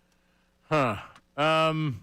Yeah, Nick, it's what you get when you got the frat brother that's your head coach, screaming and yelling. The guys seem to like it, but he's too often he's out of control, right? And I don't like. Why did he need to run down there to get him off the field? Like the story just doesn't make sense. Yeah, it was very odd. And like I said, I believe the frustration for Nick, it came to a boiling point, and he did let his emotions get the best of him. And he could say it was about the punt, get off the field. Maybe to a point they were sulking, walking off, and it wasn't quick enough for Nick Sirianni's liking. But oh no, you can't be sprinting down there. You look like an animal. He sure did. John and Manioc. John, what's up, buddy? What up, dudes? I'll tell you what, man. The AJ, it's funny you said that because that's exactly what I wanted to call about. Like, Orion Kirkering stood and talked to the media, cried in public, manned up. Like, AJ runs his mouth all year about not getting enough balls. You dropped 3 passes, one being that you could have won the game and been the hero and proved to everyone that you were mistreated all year. You drop it, and then you don't even man up afterwards, dude. Completely unacceptable and baby. I hope not only should he not be on the team, I hope he's not on the team next year. Like, he can't be. He made it all year. He would sulk when we won, and the games where he had 100 and a touchdown and we lost, he loved to talk to media then. Like, that's a terrible teammate. Devontae Smith took one of the nastiest hits of the year on that last catch that he tried to make and stood tall in the media. Get AJ off the team. And here's the thing: I don't even want to spend a week arguing with other Eagles fans who are hurt, because it was the coach. It was Patullo, it was Sirianni, it was Hurts, it was the play calling, it was the execution, it was everybody. Mm-hmm. And last night was a poetic ending for multiple narratives, not just the A.J. Brown one. The good thing about it, Marks, is at least they were rested. They were. Listen, they look fresh. Our players were rested. Yep. And you know what? Looks like maybe that helped the running game because it looks like Saquon and the line probably needed some rest. But an offense that didn't click all year, needed timing issues and rhythm issues, and you sit them, and this is what you come up with. You lose to a Niners team that was starting like punt return players at skill positions. It's actually such an embarrassment, and I'll tell you right now, and I'm going to hang up. I love you guys. Bo Bichette, you need to make that deal now. Everyone's hurting. Make the headline go across my phone that says Bo Bichette signed. Otherwise, we're going to go into next season, lose. There'll be a lockout, and you'll lose 20% of the Phillies fans in 28. Sign the deal. Heal the city. Love the show. Brace us back. Love it all. Love you guys. It's baseball season, boys. Do you think Jeffrey Lurie would contribute $5 million?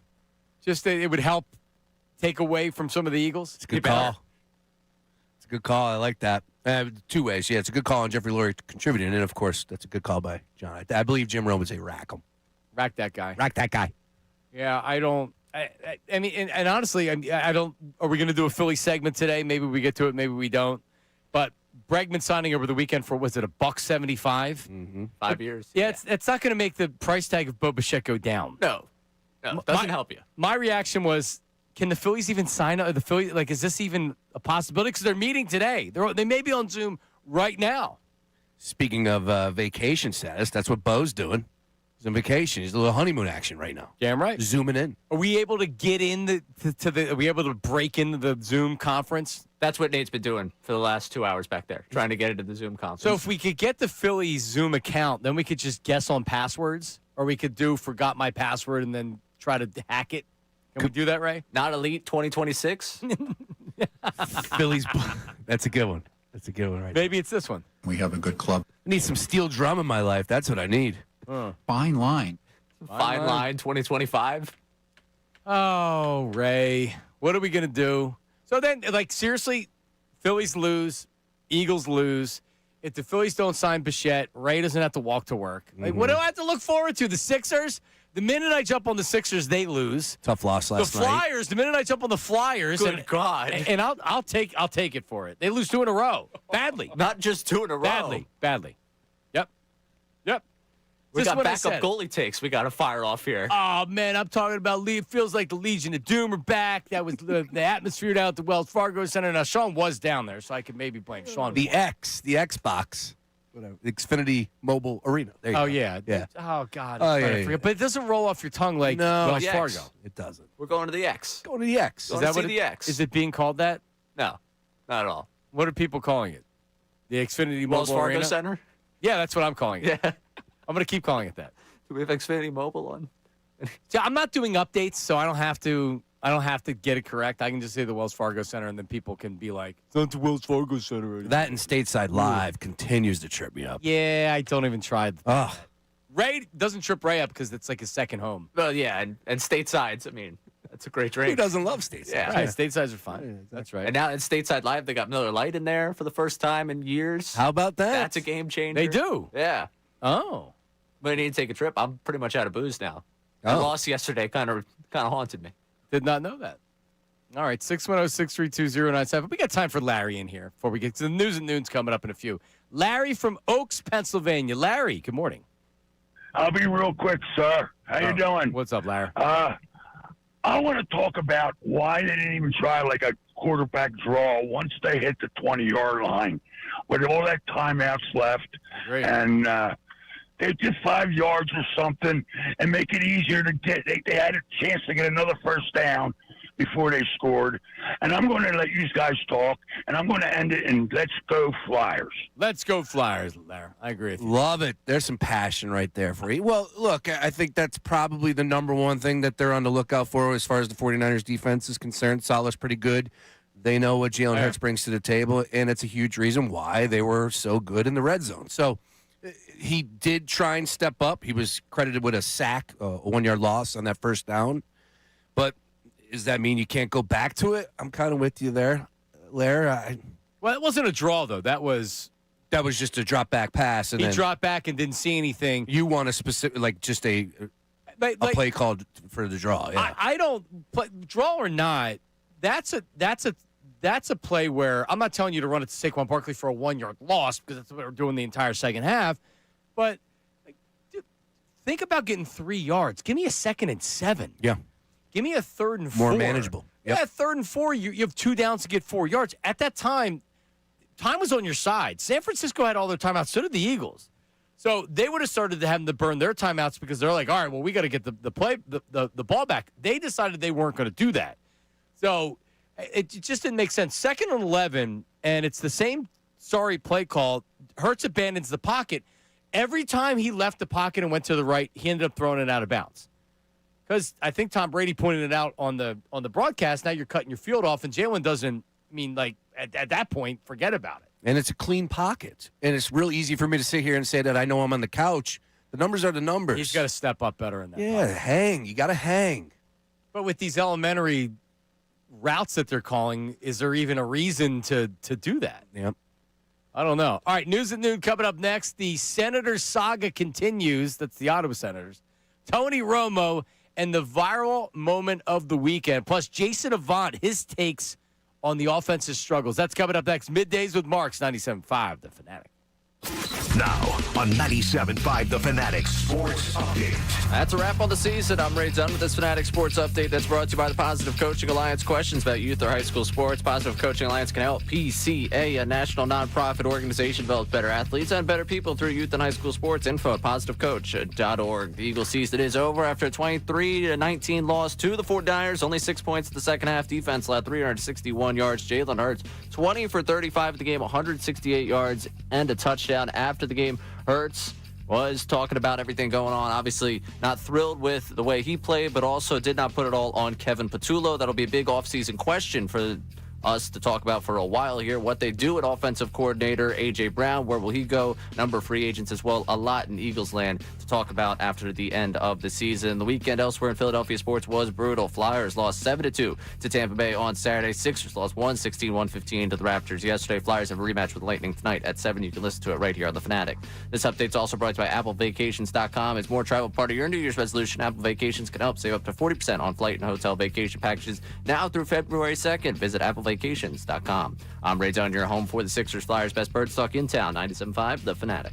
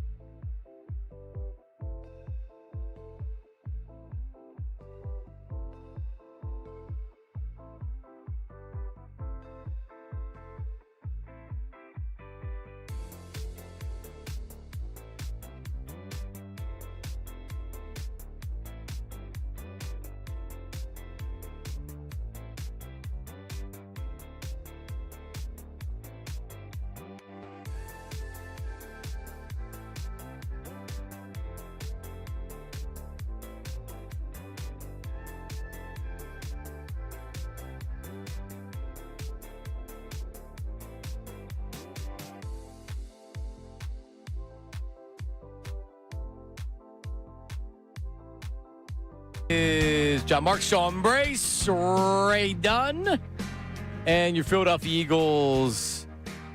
They go. Rotita said it 2 Fridays ago. He said, I'm starting to get anxiety that in 2 Mondays the season could be over. And he was right, and I never had the anxiety. Not because I didn't think it was a possibility, honestly, because they won the Super Bowl last year. I have a Super Bowl in my back pocket. It was awesome. It was one of the best. It was one of the most dominant seasons I've ever seen. It might be the best season ever in Philadelphia. It was incredible. It takes away from the hurt a little bit. It just does. Agreed? For me, no. Different strokes for different folks. I never had the anxiety until the fourth quarter. And I texted you guys, and I'm like, all right, now I'm in the panic side of things. So I felt it. Yeah. So did I. And look, I respect that. You're right. And that's a good way of looking at it. That this Well, that's team just was- me. Well, and there's a lot of people out there that would fall into that category with you. But especially this game, it's a home game, 6-point favorites. This 49er team is beat up. You just had the blueprint. The Seahawks were able to do damage to them. This defense played better. There was just so many reasons that led me to believe that they were winning this football game, and shame on me for believing them. I agree. Shame on you. Yep. Delusional. Shame on Ray for having me bet a moneyline Eagles. That's right. I actually held you at gunpoint and said $235. Shame on you. Shame on you, Ray. I had such a bad weekend. Does it hurt less for you? That was my coping strategy last night. Texted back and forth with my dad. I was like, don't forget this. Send him the picture of the two of us holding our little fake Lombardi trophy. Like, that wasn't that great. We'll get into this a little bit later on. But honestly, I'm more annoyed because, like, everybody should have seen this coming. And, like, I'm more annoyed because it's like, how can you be this bad at your job if you're Patullo? How can you be this bad at your job if you're Nick Sirianni, being incapable of being able to help out your offense, and you came up as an offensive coach?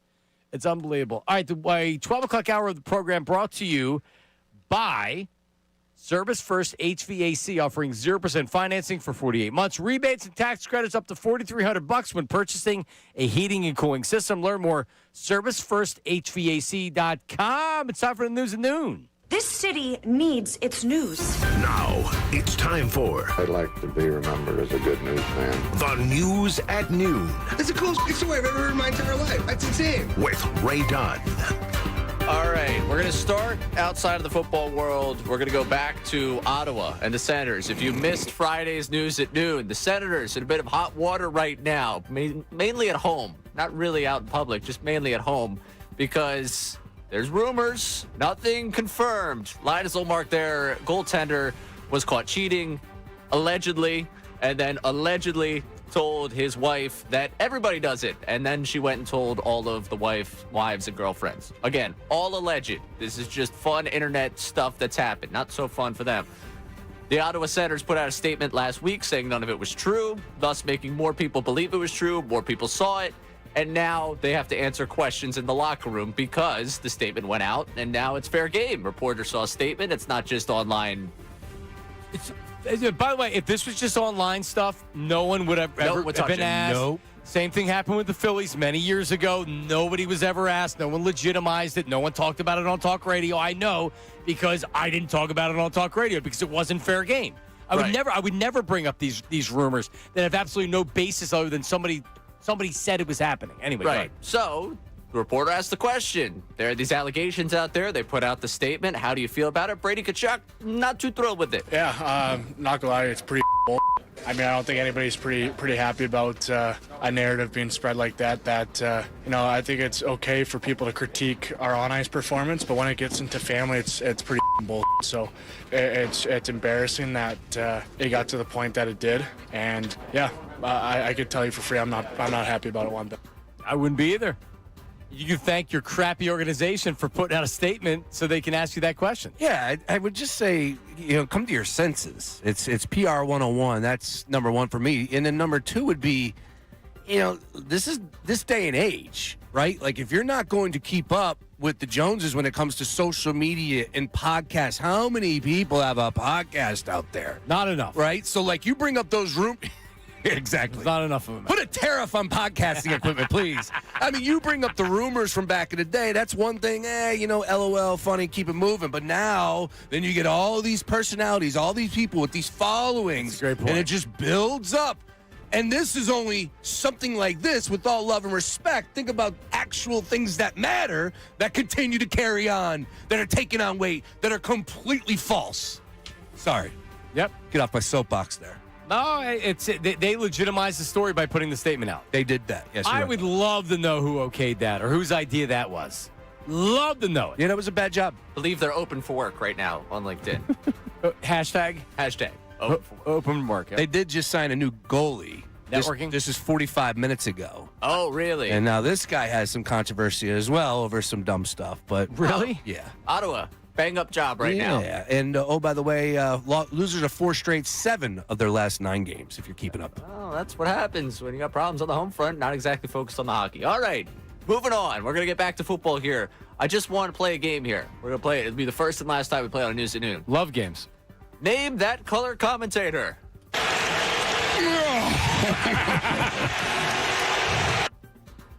Do I do Jeopardy or who is Tony Romo?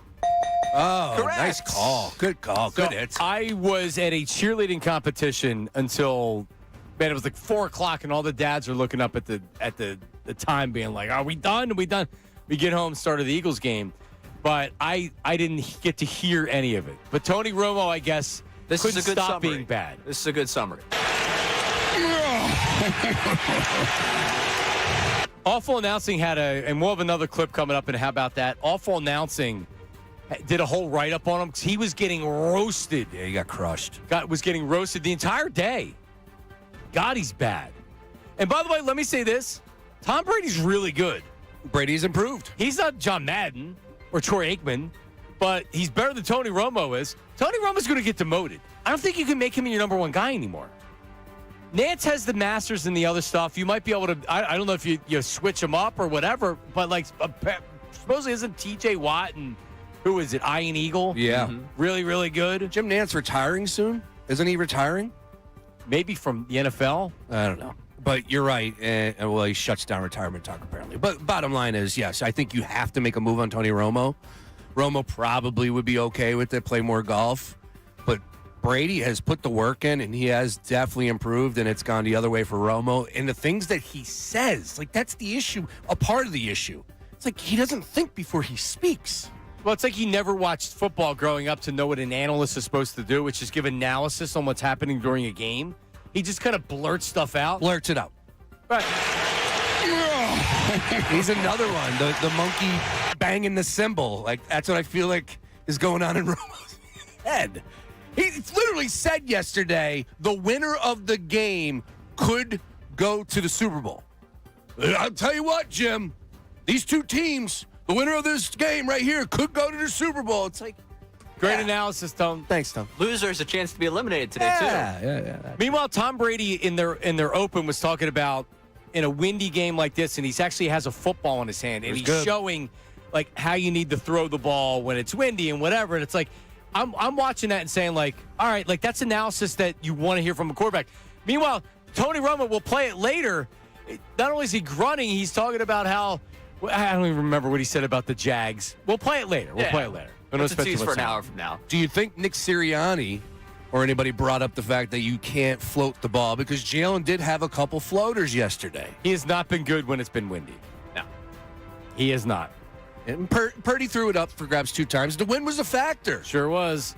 Why was it so windy this year? I don't remember wind games like this. 30-mile-per-hour wind gusts yesterday. Yeah. Got to close up that stadium. Yeah, I can't wait for a dome. I can't wait for a retractable roof. Bank the show sheet. Bank the show sheet. I'm in. I was anti, but now I'm in. Yeah, we'll get to it. All right. We got a couple weeks of offseason fodder to get into first. All right, last one for you here. We'll take you to that Jags game after the game. Liam Cohen, in his presser. This was praised as an awesome moment between he and a reporter by Adam Schefter. Take a listen to this post-game presser. I want to tell you congratulations on your success, young man. Thank you. Hold your head up, all right? You guys have had a most magnificent season. Thank you. You did a great job out there today. Appreciate so you it. just hold your head up, okay? Thank and you, ladies ma'am. and gentlemen, Duval, you the one, all Thank right? you, ma'am. keep it going. We got another season, okay? I appreciate Take it. care and much continued success to you and the entire team. Thank you, ma'am.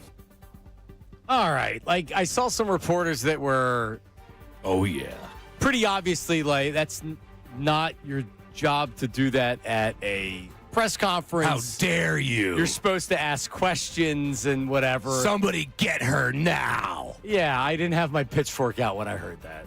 I don't know, but I'm sure Mikey Miss would feel like that was it. Of course. I'm curious to know where Ray stands on this one, because for me, they just had it's the Jacksonville Jaguars.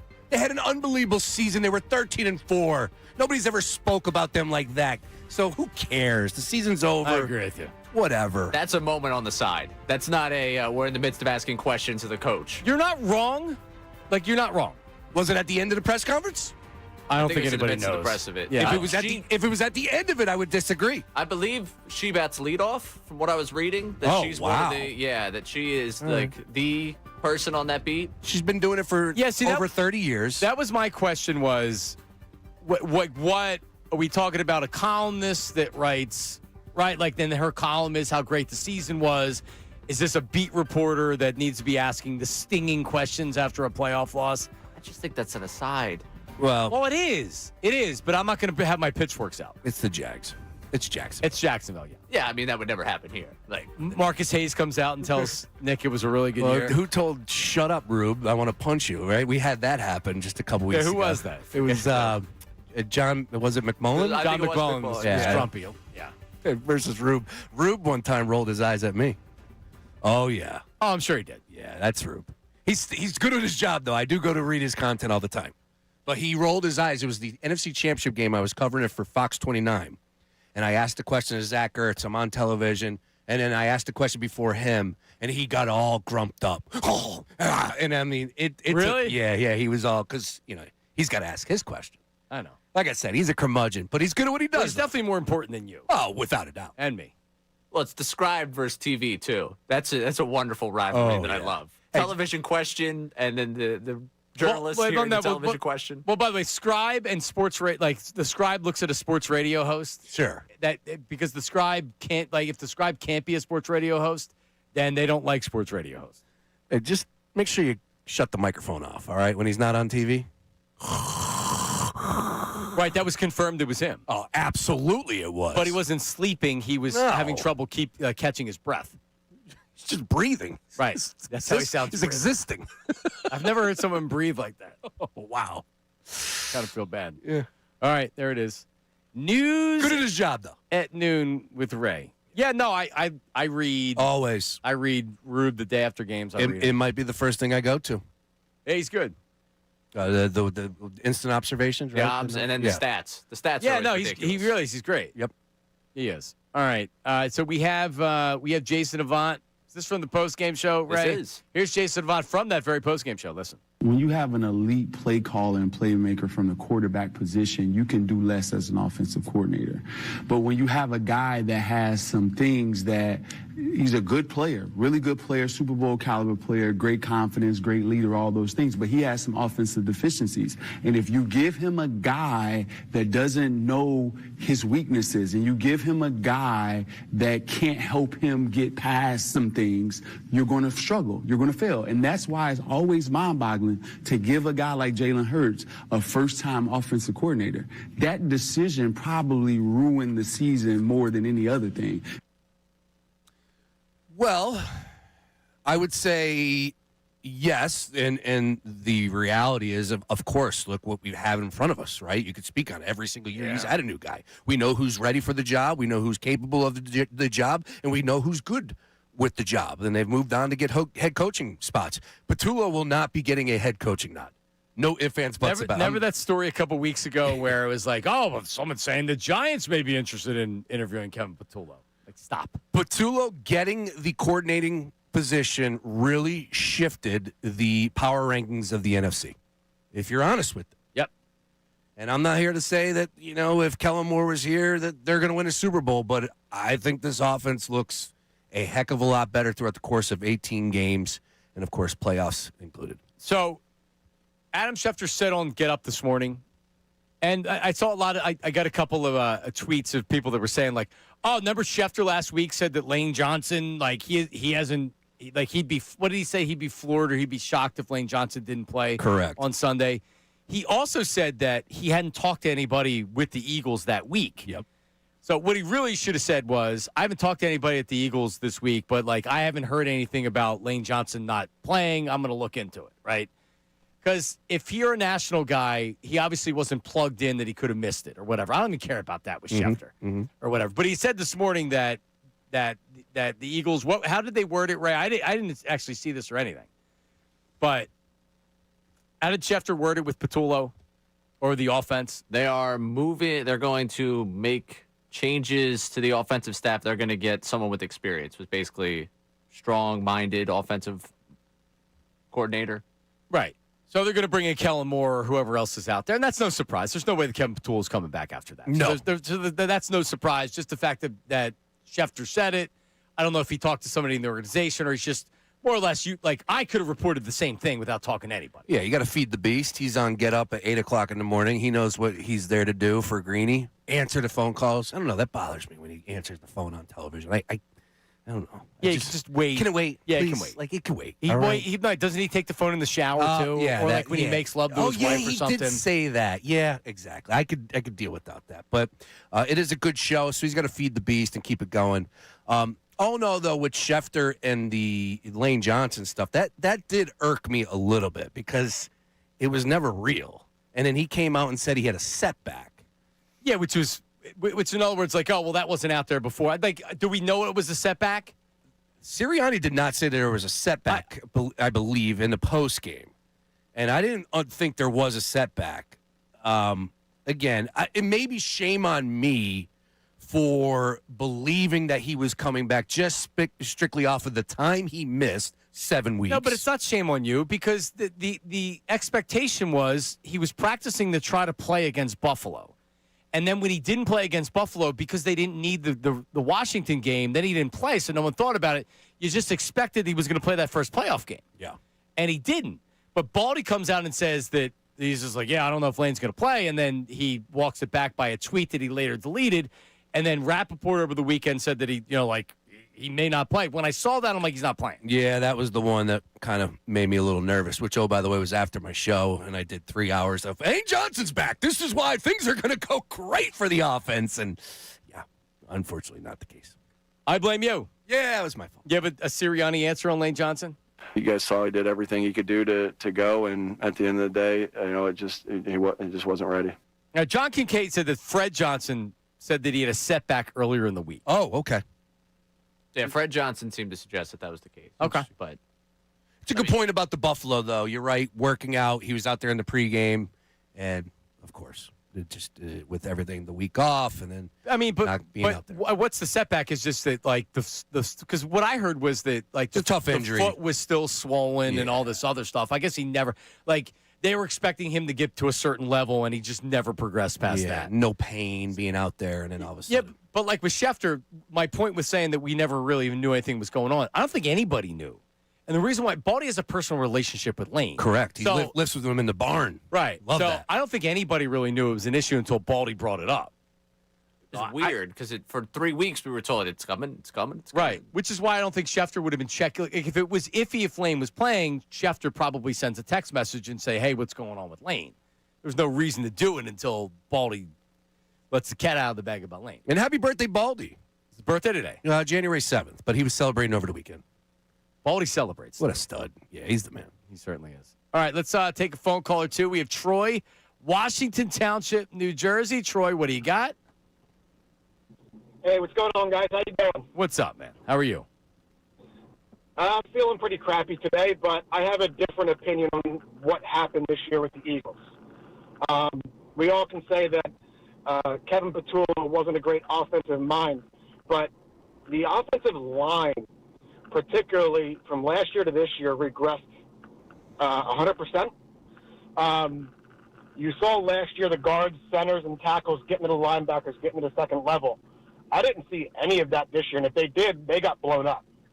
So please give me your expertise on, I don't think it's Scotland. I just think it's the offensive scheme with the offensive line that hindered this season.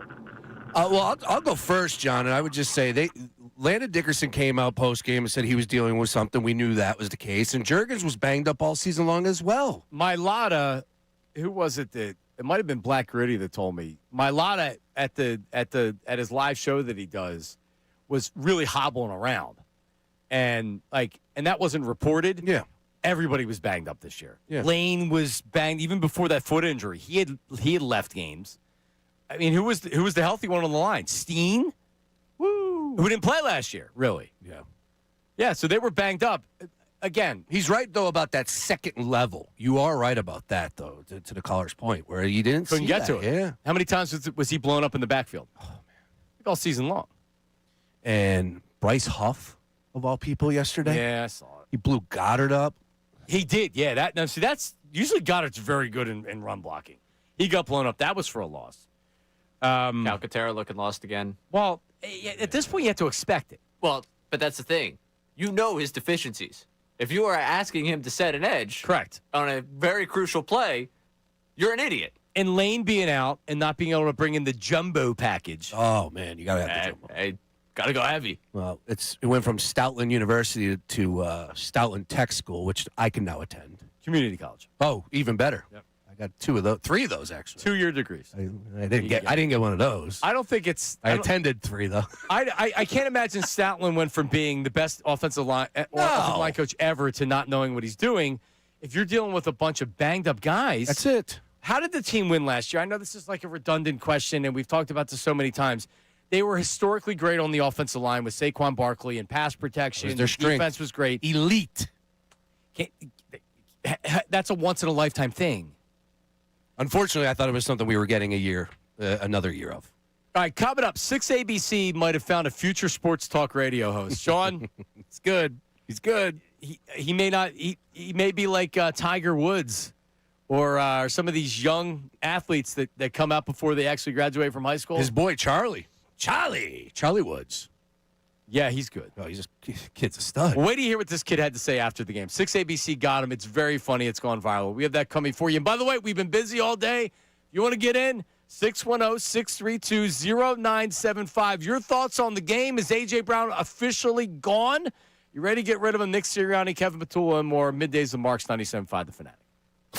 Now on 97.5 The Fanatic Sports Update. Season's over. I'm Ray Dunn with this Fanatic Sports Update. The Eagles fall 23-19 to the 49ers in the NFC Wild Card round yesterday at Lincoln Financial Field. Only 6 points in the second half for the Birds. Stop me if you heard that one before. The offense stalled out in the second half. The defense allowed 361 yards of total offense for the 49ers. Hurts, 20 of 35 for 168 yards and a touchdown in the game. After the game, Hurts was asked about his thoughts on Kevin Petula. I think I'm always growing. I'm always taking in my experiences and learning from everything that we go through. It's tough to single out one individual, especially in a moment like this. We all got to improve. That's how I look at everything that we go through. Might be tough for Hurts to single him out, but not the fan base. Future of Petullo, A.J. Brown, and a number of key people in the organization will be evaluated over the next couple of weeks, I'm sure. The weekend was brutal elsewhere. Philadelphia sports, Flyers losing 7-2 to the Lightning on Saturday. Sixers losing to the Raptors yesterday. Flyers have a rematch with Lightning tonight at 7. You can catch the game right here on The Fanatic. This update's brought to you by AAA Tire and Auto Service. Save up to $30 on auto repair with AAA Triple Play.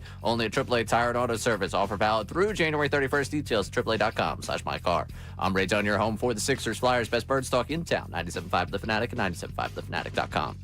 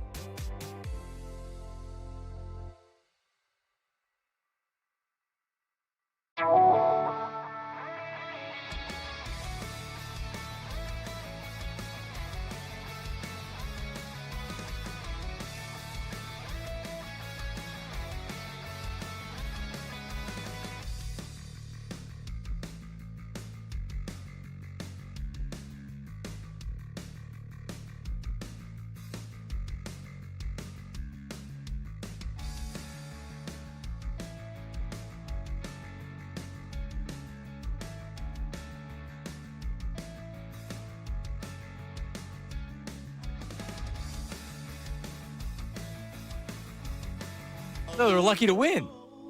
Slim JD running down the field. That's what it was. That was the peak. We just didn't know it.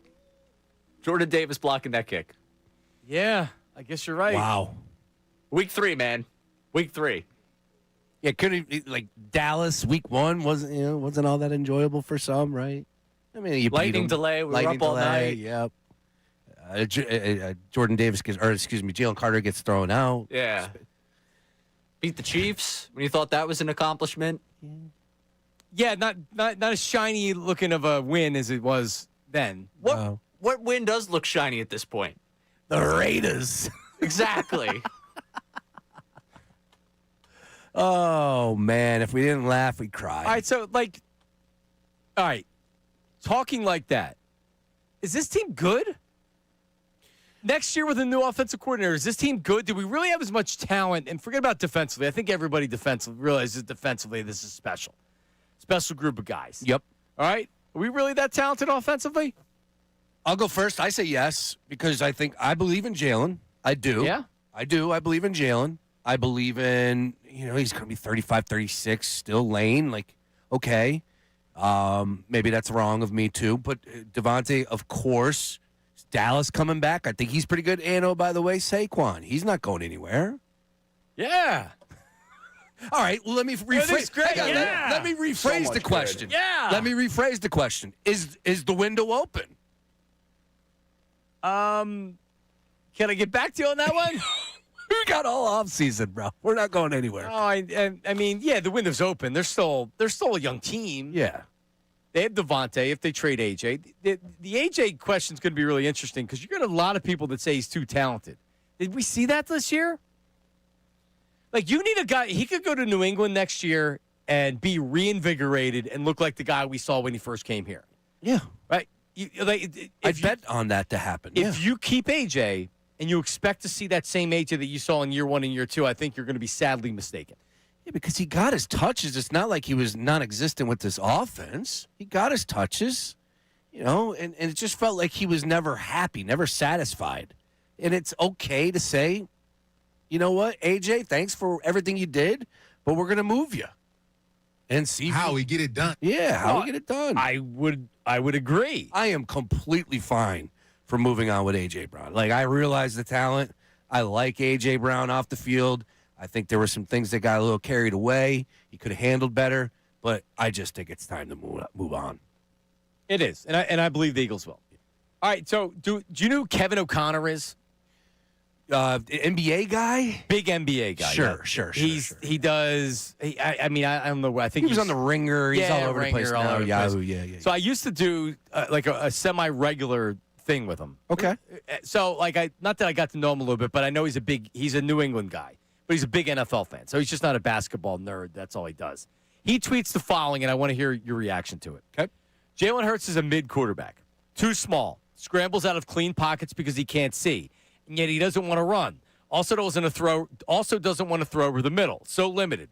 The Eagles will need to do better at the quarterback position to win another Super Bowl with this core. Jalen's a stud. Okay, hold on. Do you believe he scrambles out of clean pockets because he can't see? Because he can't see, no. Because he gets a little happy feet, yes, and we saw that yesterday. Is it a little bit of both, Ray? And, oh, by the way, that used to be a strength of his, making plays with his legs. Now, I think he has gotten a half a step slower, and that is a huge difference. That is a huge difference this year. Half a step slower. Oh, sure. He's not the same athlete he was a couple years ago. Absolutely.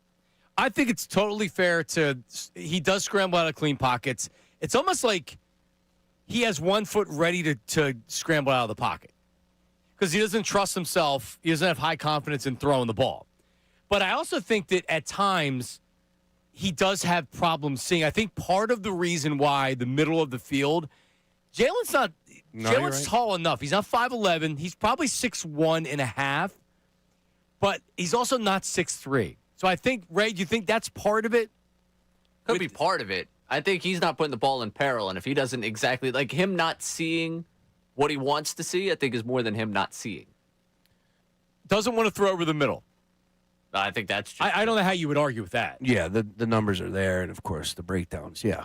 That's got to be off-season priority 1B. Right after you get rid of Patullo, I mean, you have to sit down with Hurts to have an honest conversation. But that's nice, and you're right. Was he throwing over the middle last year when they won the Super Bowl? I don't know the answer. I'm gonna guess he wasn't. No, I think it's a glaring hole. We always see like the what is it? The vision, not the vision chart, but the hot charts, like the circles, The spray chart. The spray chart. Thank you. Love a spray chart. And it's always outside the hashes, very, very rarely. And there's more room in between the hashes, so you would think that there'd be more throws in there, and there's not. And you saw that yesterday. And that's just not a year. There was open plays to be made in the middle of the field. Now, I think then you get into coaching, right? Coaching, you got to get some players in there that run some routes that exist in the middle of the field. It would be good if we saw some people do that against the zone yesterday. I just want to back up and say this to Kevin O'Connor. 25-6, touchdown to interception ratio, 18-5, 64% completion percentage, 68% completion percentage. That's not mid, Holmes. That's not mid. That's pretty damn good. And I would take that right now if you told me, hey, next year, Jalen's going to give you 25-6 in the air. All right, how about this?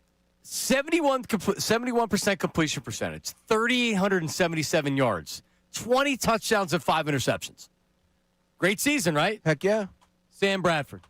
Oh, man, you got me. Damn. 7-8. I walked into that one. I mean, Nick Foles, 27-2. Guys being asked to do a little bit of different things. But what you're saying, it isn't to totally chop that down. Yeah. Here's the reality, Sean. The dude's played great in the postseason. He's played great in the Super Bowl. They've won Super Bowls when he's playing. You can't argue with that. Other than that, I don't have much of an argument. And I'm not talking about benching him next year. I'm not benching him next year. He's a starting quarterback next year. I'm not saying that. I don't know if this sounds stupid or what, but if you take the Super Bowl MVP stuff out of it, what kind of a quarterback is he? That's a big thing to take away from the guy. How was he in the regular season this year? Forget about the stats. How was he as a player in the regular season this year? Average? Yep. Yeah, he was average. Yep, I got to say that. You're right. Mid-quarterback. I think that's fair. He's not the dual threat that he once was because he's not the running threat that he once was. And I believe a big part of it's Patullo. I do. And Nick Sirianni. I want to make sure I mention Nick Sirianni before Patullo because he's the head. He's the chief here, not Patullo. But so what does that mean? If you bring in Mike McDaniel, they're going to be running all this motion and this complex offense with all these different schemes. I don't know. Shady McCoy's telling me you can't do that stuff. Well, the issue with throwing over the middle, if you look at the numbers of him throwing the ball, when he actually throws the ball over the middle, it's not bad. It's actually good. And they did it in 2022 under Steichen. The issue is, and as much as we want to put Patullo and Sirianni, he's got his hands in this offense. Hurts is doing what Hurts is comfortable with. And they're doing what Hurts. Yeah. So part of this isn't just like ability for Jalen Hurts. You can knock the ability if you want. To me, this is coachability. This is, hey, we would be a better offense if we did this. Devontae Smith does a tremendous job of sitting in pretty much every zone he sees. But you're not throwing the ball over the middle of the field, so it erases that for you. So why? Because he doesn't want to. Right. But why? Normally people that don't want to do something is because they struggle at doing it. I don't think he struggles like with at you. this. You have the word you can't say properly, so you avoid saying it. Correct. It annoys me. On Saturday, I butchered Andrew's last name. Oh, my goodness. Did I? The Checo? No. Salciunas. Yeah. I added letters to it. I was shook. I was shook. And then so when I referenced the morning show, I went with John and Andrew from that point on. Because I didn't want to say the last name. You heard it? We need the sound to it. Good. Dutz will grab it. It was, I added like letters to it. I think I said Salciunas. All right, so watch this. What's his name? He told me already. Salciunas. Okay. I added the I-N in there. Salciunas. And then my brain started adding like a C-H-A-L in the beginning. I didn't know now if you developed now you got the yips for saying his last name. We spoke this morning. I came clean to him and said, just so you know, this will definitely be played. Dutz, I know, pulled it. So he's ready to, rat me out. That's fine. That's what a good producer is supposed to do, especially for the show. It's all about the content. But I added like an I-N, and Andrew's like, believe me, you're not the first one. Salciunas. There's no in. Salciunas. Salciunas. It's like Valanciunas, though. You're thinking of Jonas Valanciunas. That's what he did. You're a basketball guy. You know hoops. That's what it is. It's because he's too much of a basketball guy. Thank you. I appreciate that, guys. Thank you. The Eagles will need to do better at the quarterback position to win another Super Bowl with this core. Yeah? Oh, man, I don't agree with that. I don't agree with that. How about the Eagles will need to get better play out of the quarterback position to win another Super Bowl? Absolutely. Sign me up for that theory. All right, he's capable of that? I believe so. Okay. I believe so. Yesterday, I just felt like there were plays to be made. And, Ray just said it, too. I feel like there's way too many people that are just, alleviating blame of him. That's all. All right, so we didn't do the 6 ABC kid. We'll play that coming up next. Don't go anywhere. Middays with Marks, 97.5 The Fanatic. Kincade and Salciunas.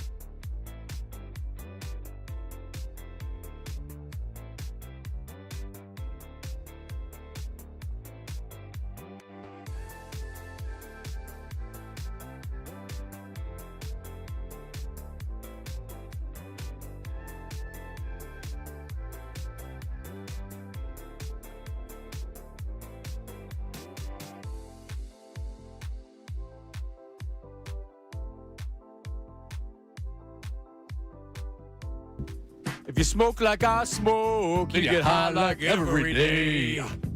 If your ass is the bus, the 213 will regulate. Poor Nate Dogg. Man. One of my faves. Nobody does a hook like Nate Dogg. Nobody. So smooth. So smooth. Make sure that you are liking and subscribing to 97.5 The Fanatic on YouTube. Make sure you can watch us live, of course, but then you can check it out whenever on demand. Also, the videos are coming hot and heavy. I'll have a fresh Phillies video coming up here. Probably not today, but I'll do it tomorrow. As the like Bo Bichette, Bo Bichette thing. Could it happen? You might do one today. If something happens, if that news comes down. Yeah, if the news comes down, I'll definitely do it. But Bregman signs over the weekend, and $175 million. And my first reaction is, what's Bichette going to get? $300 million? How can the Phillies do it? He's 31. Bregman's 31 years old. That's a decent payday for Bregman. Who would you rather have for the first 3 years, Bregman or Bichette? Bregman. Bregman. Really? For sure. Better defender, and I think more of an impact bat. More of a, not that Bichette's not good. Yeah, I'm just thinking, long for him. So, yeah, okay. I can get down with that. Ray? When I saw that Bregman deal, my first thought was, wow, Bichette's going to hit a lot of line drives off of the Green Monster up there in Boston. Right. That was immediately, he's a Red Sox. Yeah, I wonder if they can actually make it happen. There's supposed to be a Zoom call today with the Phillies and Bo Bichette. I don't know if they can make it happen. I don't. Am I off? Because you guys both said that with ease. Is it not even up for debate, Bichette versus Bregman first 3 years? Because, I lean towards Bo. Bregman's a stud. He's a little older. Okay, so he's got a better glove. You're right, so he'd fit the position better. Okay. If you ask me who I want to play in third, with this lineup, Bichette at second, Stott at third. Yeah. Trey Turner and Bryce, or Bregman, Stott, Trey Turner, Bryce. I'll take that. While I'm down the dumps today, I'm just going to put this out there because, the vibe can't get much lower. It is hilarious to me watching this entire fan base pine for Bichette after we've gone through the Trey Turner experience. We want to do another long-term contract with a middle infielder that's got a poor glove. Weak glove, yeah. Yeah. Trey Turner's got a better glove than he does. I know, which... Right. And all I got all weekend was, you excited for Bo? It's like, yeah, Bo definitely raises the upside. The window is now, so I'm not against signing a guy who brings the upside of the team up. It's just funny to watch an entire fan base that can't stand the Trey Turner experience be like, sign me up for Bo Bichette. That's what I want to do. Give me another one. It's like you drink a beer, you're like, wow, that beer is not what I wanted. I'll take another. Give me another one of those. It's like, I don't know. Kind of weird for me, but hey. It's a good call. Yeah. I'll be happy when he signs. Me too. I'm just saying it's been interesting to watch. Yeah, no, me too. The Bregman contract made me wonder if they can actually afford it. I know fans are going to be like, "Whoa, the Phillies!" The Phillies spend a lot of money on their payroll. So I can't kill the Phillies if they say we can't. If he's going to make $30+ million a year, I don't know how they do it, unless they spread it out for 12. 12-year contract. Another middle infielder can't feel it gets an 11-year deal. Hey, well, look at the Dodgers. The Dodgers are doing what they're being crafty with their money, right? Well, they defer it. Yeah. The Phillies spread it out. So Trey Turner signs a 13-year contract. Or was it a 13-year contract? 11? Okay. Bryce was the 13 yeah. Trey was 11. Aaron Nola was 10. So why stop now? You know what I mean? You want me to be a Phillies fan in 7 years? It may not happen. This guy's 27 years old. Here's the good thing. Yeah. If you sign Bichette to an 8-year deal and you still got Turner, we're going to get a middle infield at some point of 40-year-old Turner and 35-year-old Bichette. That's must-see TV. I would be locked in 162 games to that. That's what I'm saying. Is it worth the squeeze if you know it's going to be like that in 5 years? Right now it is. In 5 years it won't be. Yeah, but it's a fake year. 2031's not real. No, but believe me, I understand. But in 7 years, when it's the worst team in baseball, and Dombrowski has been retired from baseball for 3-4 years after he left the Phillies to go to Nashville, you know what I mean? There's repercussions for doing stuff like this. Right, and that year we'll look forward to the Hall of Fame induction at Dombrowski. We'll go to it. We'll all show up. It'll be fun. I will not go to it. Oh, come on. I don't know. I don't need. I don't need a 10-year contract. 8's been talked about, but 8 for what?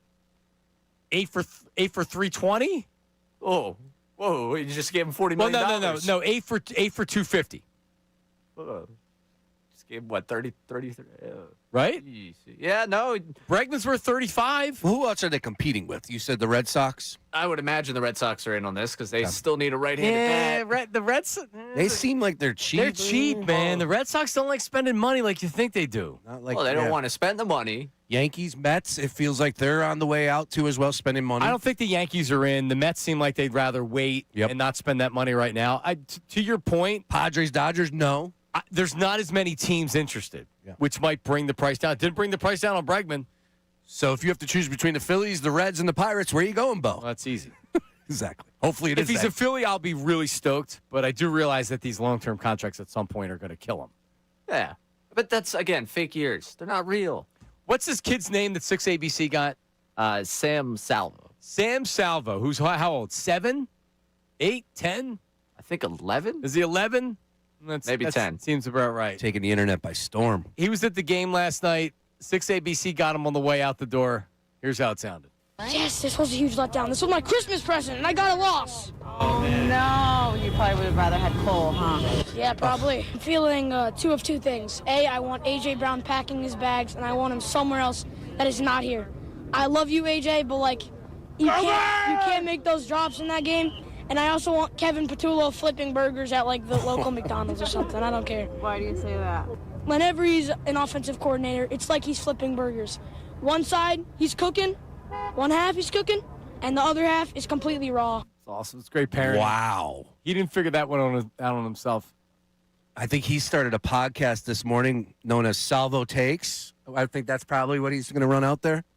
Get that kid a microphone. I was actually told I have a meeting at 2 o'clock, and Scott's going to hand over the midday show to him. The Salvo Pod. Yeah. You can get these international baseball players from Venezuela, sign them when they're 14. Why not sign this kid? 97.5, the Fanatic, give him a futures contract. Give him a weekend shift. How about this one? Salvo Unfiltered. How about that? Ooh. How about that? Maybe replaces Ricky. Or when Ricky's out, he can put him in Ricky's chair. No one is replacing Ricky. A friend, someone who went to high school with my wife, her friend, they came over. They were having I think I told the story last week. We were doing the Friendsgiving thing the day after the Bears game, and they came over. It was his first game they took him to. I think he's 7 or 8. It's the first Eagles game he went to, and man, did he have some Patullo takes that next day. It was great. I was just like smiling, and he's giving same thing, detailed answers on why the guy stinks so much. He's like, "Oh yeah, fire Patullo." Like, really? And the hamburger comparison, the McDonald's stuff, man, that was elite. That's good. That's good. But Colin Coward's taken that one to lead the show this week. Yep, better than anything I said today so far. That's for sure. Yeah. All right, Herb's on the line. He's complaining that we didn't get to him today yet.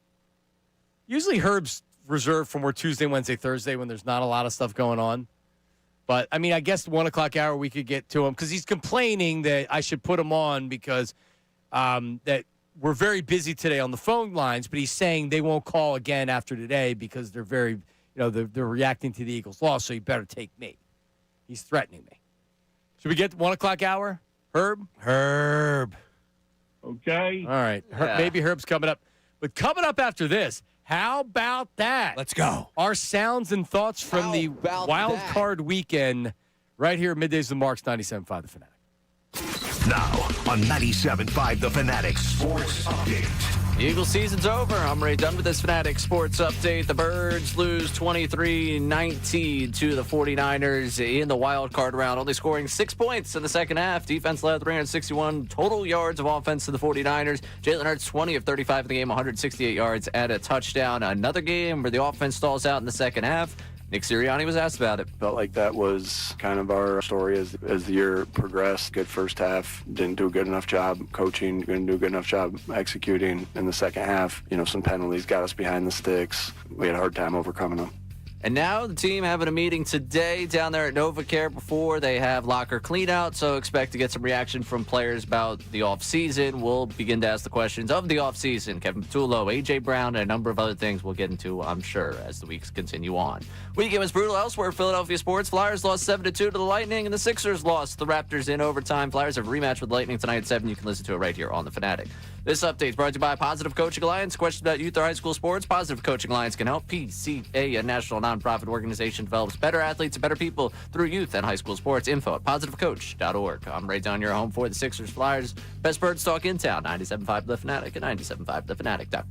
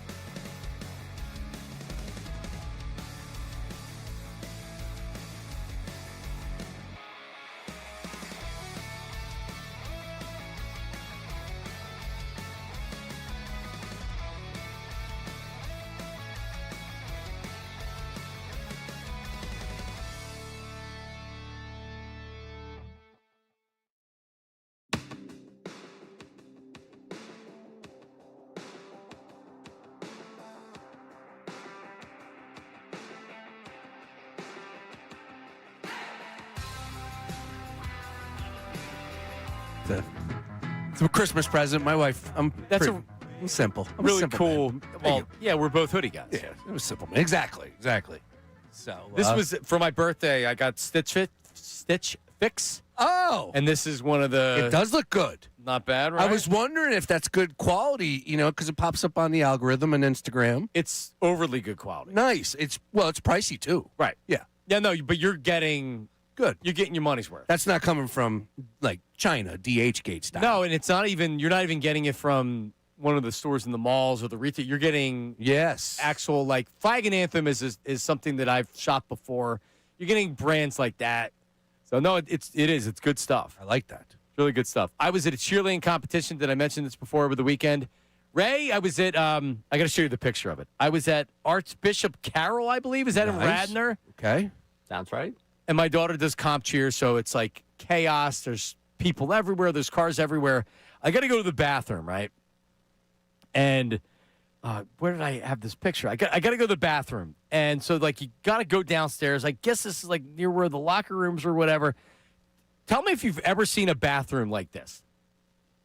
Wow, look at that bad boy. You got steps. You got to walk down. You got a rail. You got to walk down to get to the urinals. You're walking down 3 steep steps to walk down and get into the urinal. Which is not I've never seen it before. A lot of room for activities in that bathroom.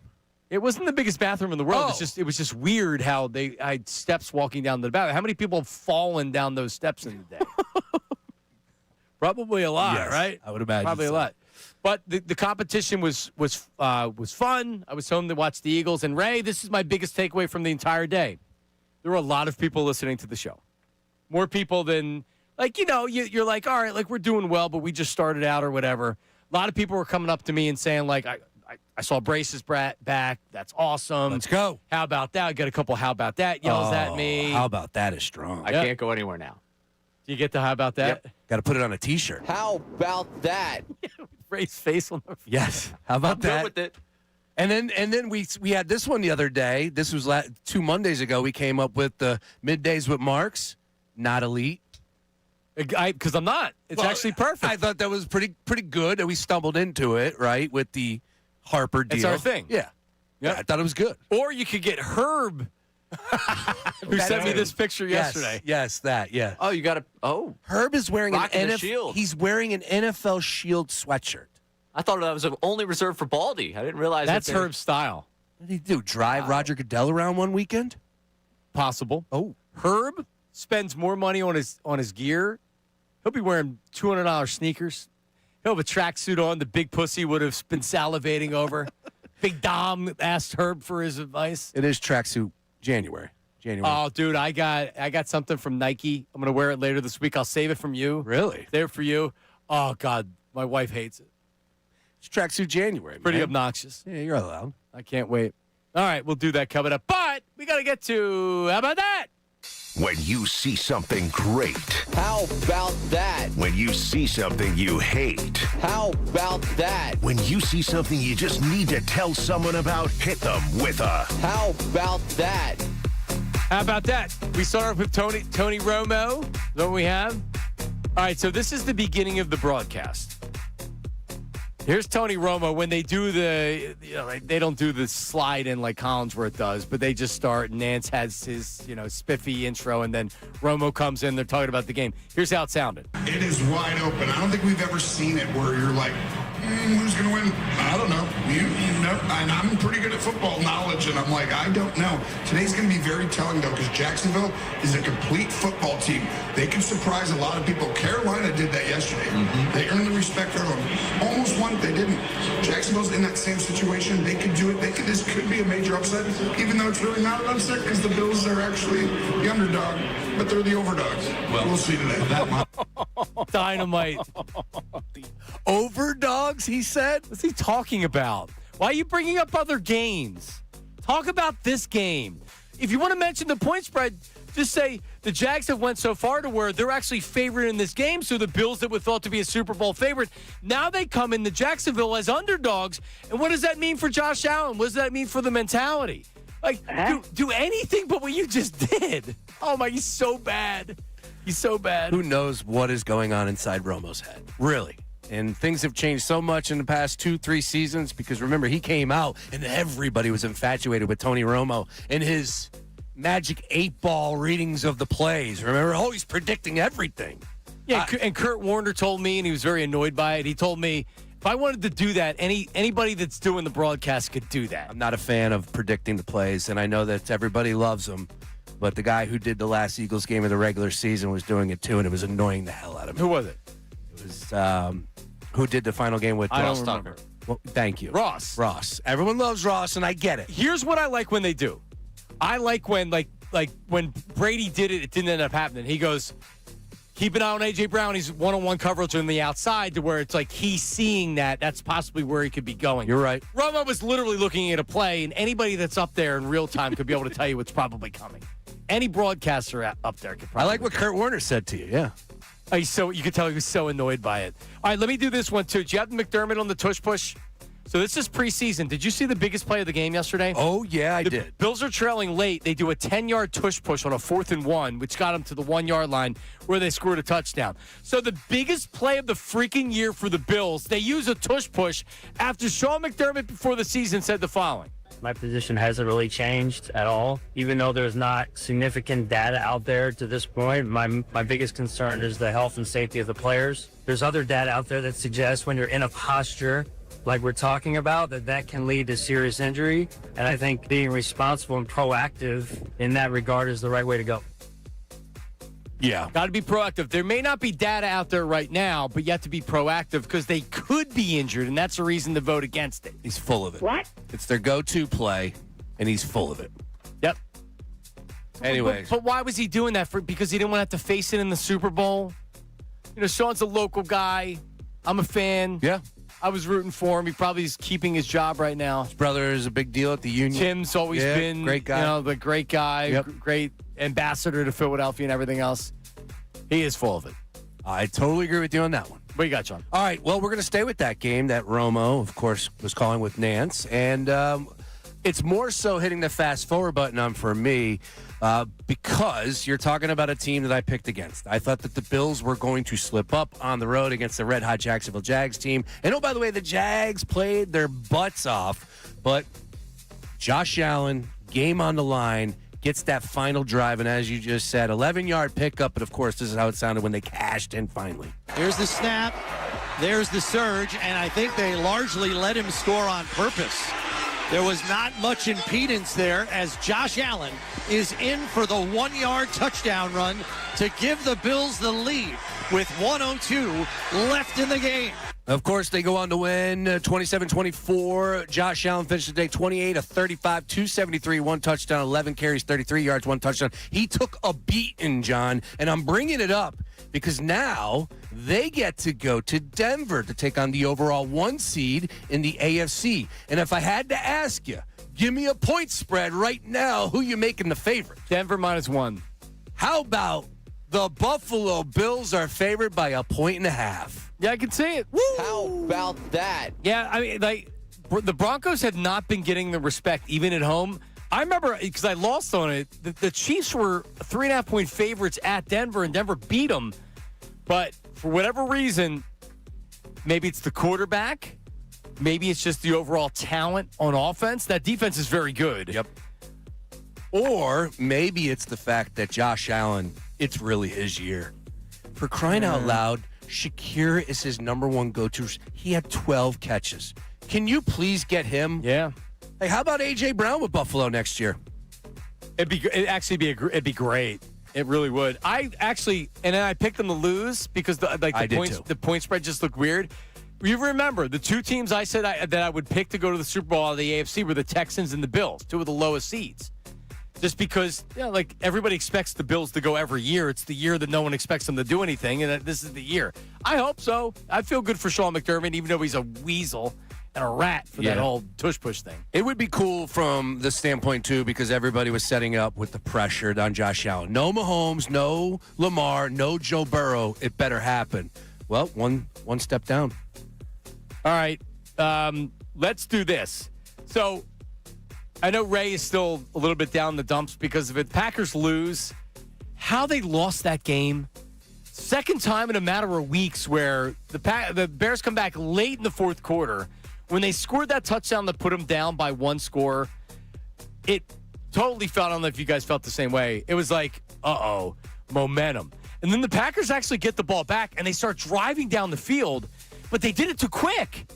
They needed to milk the clock a little bit. A run occasionally might have been good. So then McManus misses the field goal, and the Bears get the touchdown. They win the game.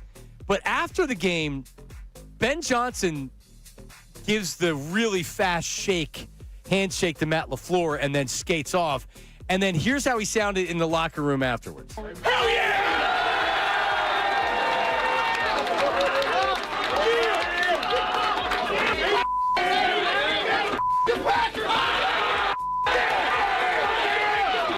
I love that stuff. By the way, he's a lunatic. He rips his shirt off after games and things like that. He's a total lunatic. Mm-hmm. I love that. I don't care for the lack of respect for Matt. What did Matt LaFleur do to Ben Johnson? Is there something Johnson did to him? Yeah. He said that he's going to miss beating Matt LaFleur twice a year. Right, but that's what I'm saying. It's like there's something in their history where, because that's disrespectful not to go up, shake the hand. They don't have to kiss, but give him a handshake, say good game, and leave. He is totally buying into that rivalry, and there is hatred in that division, but more so in that division for the Green Bay Packers across the board. So I look, if he back it up, I have no issues. But here's what I would say. They did not lead in any of the 3 games. Think about that for a second. They played the Green Bay Packers 3 times since December 1st. They lost the first game to Green Bay. The next 2 they ended up winning. They didn't have a lead. They didn't have a lead in any one of those games until the end. Unbelievable.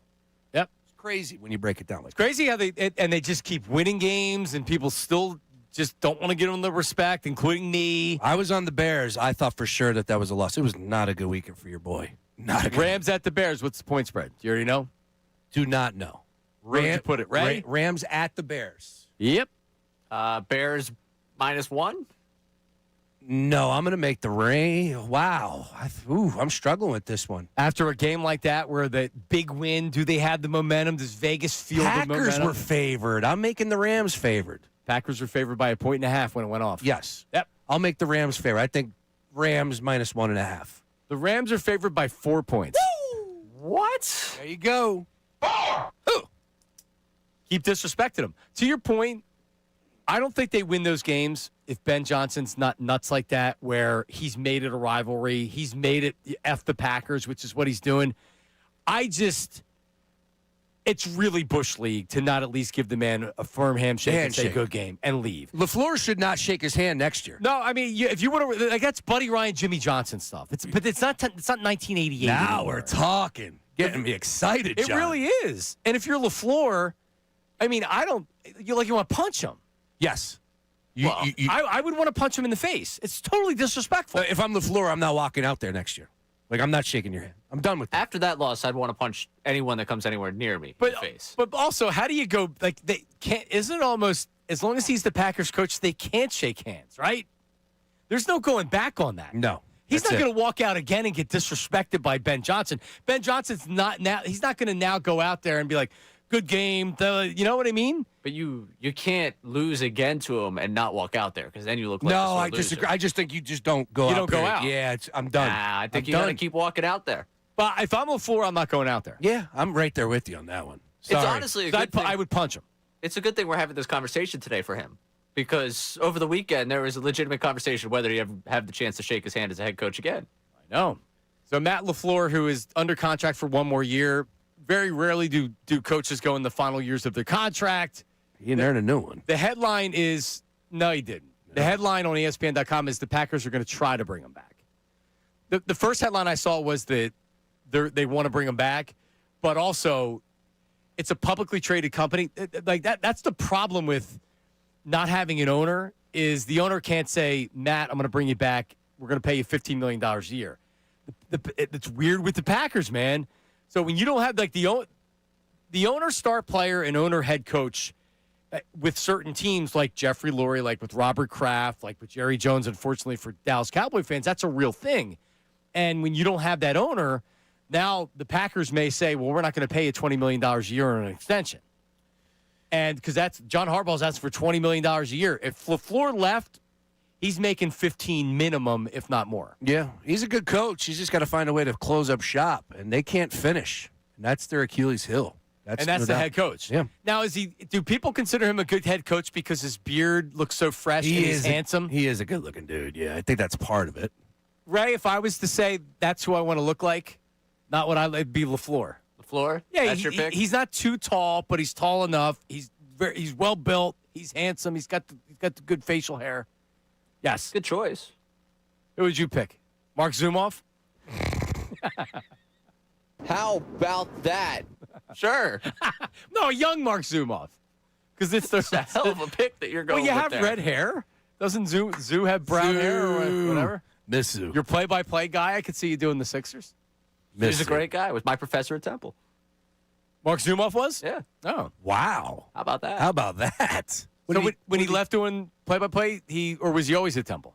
No, once he left, he started at Temple. What is he teaching there? What did he teach? Play-by-play. Oh, get out. I thought There's it a was- class? See, I would have went to that school. Oh, My yeah. guess was biology he was teaching. Really? He's teaching play-by-play? Well, he wanted to do chemistry, but they told him, nah, play-by-play is probably better Is for the you. class actually play-by-play? Yeah. How many people take the class that you just know right from the jump? You're like, yeah. There are some people, I was part of his first class, that people just signed up because it was Mark Zumoff. Sure. It's like, I have no dreams of doing any of this, but I'm just going to hang out here because you're, pretty cool. on Zoom off. But it's a lot like with interns in radio, and we don't have them anymore. But you get ones that are very smart, and you know that they're going to be fine whatever they do, but they're not going to work in radio because they're not going to make $10 an hour for the next 3 years. And they'll go into something else, and they'll be good, right? Like, so you can kind of sniff them out. Then you have the other interns that's like, yeah, you got no chance. And then you have the ones you're like, you know what, they have a real shot. So how many people were in your play-by-play class? Probably 20. All right, so classify how many just had no shot. You don't have to say names. Like 4 or 5. Okay, so 5, and then how many actually have done it? I think there's probably still 5 of us doing it. Okay. There were ones that could have done it, but it was like they graduated and wanted real jobs and not to live with mom. Smartened up. Right. I want to make sure I could provide for whatever I'm going to do. Yeah. Want to eat something more than ramen noodles for the next 5 years? Exactly. Sure. My friends who have made money is really what I'm saying. Right. Yeah. Did you walk into class going, hold on, Mark, we're coming in for a landing? Did you have the Zoom off sayings? I actually think he couldn't stand me for the beginning of that class. It all ended up working out. Locking all the windows and closing all the doors. Well, he was a first-time professor. I was a bit of a know-it-all. That kind of clashes. That's great. You were telling Zoom how to do play-by-play. Not how to do play-by-play. Turning garbage into gold, Johnny Marks. That's what he said he was doing for me. I was garbage. I became gold. That's great. Yeah, the cliches were, I was kind of like a little bit of an eye roll, but I'll just say I appreciate them more now than I ever have, Sean. Yeah, I can co-sign you on that one, too, as well. I'll talk in code for you. Yeah, I think everyone's picking up what you're putting down. There's a cliche. Do you think Herb knows what I'm talking about? Always. Herb doesn't miss anything. Herb sent me a fresh picture here. Herb in Northeast Philly. Herb, hello, buddy. Sorry. Herb. From the Sixers, I went to school with him. We graduated at George Washington. Who? Zoomoff? Zoomoff, yes. Wow. Okay? And we played baseball. How about that? And we played baseball on one of the neighborhood teams at Tomlinson Rec, right on Tomlinson Road, right a block from Bustleton. So does he know you, Herb? Oh, absolutely, he knows, man. Absolutely. I known him. I mean, we graduated in 1973. Oh man, so, let's go. It's a great year. So has he ever asked you to come in and speak to one of his classes, Herb? No, I never. I don't talk. I talked to him a couple times when he was at the Sixers here. Years ago. I was just wondering because you've become such a media Kate powerhouse Scott over the knows. last couple of years. Kate Scott knows. I told her that I went to high school with him. Right. So. Hey, she Herb, knows. Herb, But anyway, you ever give Bob Weir a ride? You ever give the Grateful Dead a ride? No. Okay. I had a couple. We had a couple of like females that had like bodyguards, so they used our black limo. Okay. Because there was a seat up front. Oh. And a lot of companies didn't have a seat because they used it for luggage. And we had I can't remember, Gloria Estefan. Oh, yeah. Rhythm's going to get you. Oh. We had my guy, Mike Rossi, one of my drivers, picked up, did a couple jobs for, I was heading out to Indiana to pick up a limo, and I get a call on the, I think it was the Ohio Turnpike or Indiana Turnpike, wherever I was. And okay. I said, yeah, let me call my guy. We'll take care of it. It was for another limo company. And El DeBarge, you picked up El DeBarge, Nice. is that what you're saying? No. There was a couple females. I did what's his name, picked him up at his jet, but he didn't get in. What's his name? The crew. Ric Flair? What's his name? Elton John. Elton John. Elton John. Now that's Hold something. me close. Yeah. Tiny Dancer. Atlantic Aviation. Yeah, we picked him up. All His right. group. All right, Herb, give me your Eagles take. All right, listen, okay? Number one, Petula's got to go. I had enough of him, okay? What I seen yesterday and what I seen all season long, dude, you're not doing any double tight end. You're not doing heavy loads like I like to run the ball with a heavy load or pass the ball. I got to see Jalen Hurts roll out of the pocket, either run or throw it past. Different schemes, okay?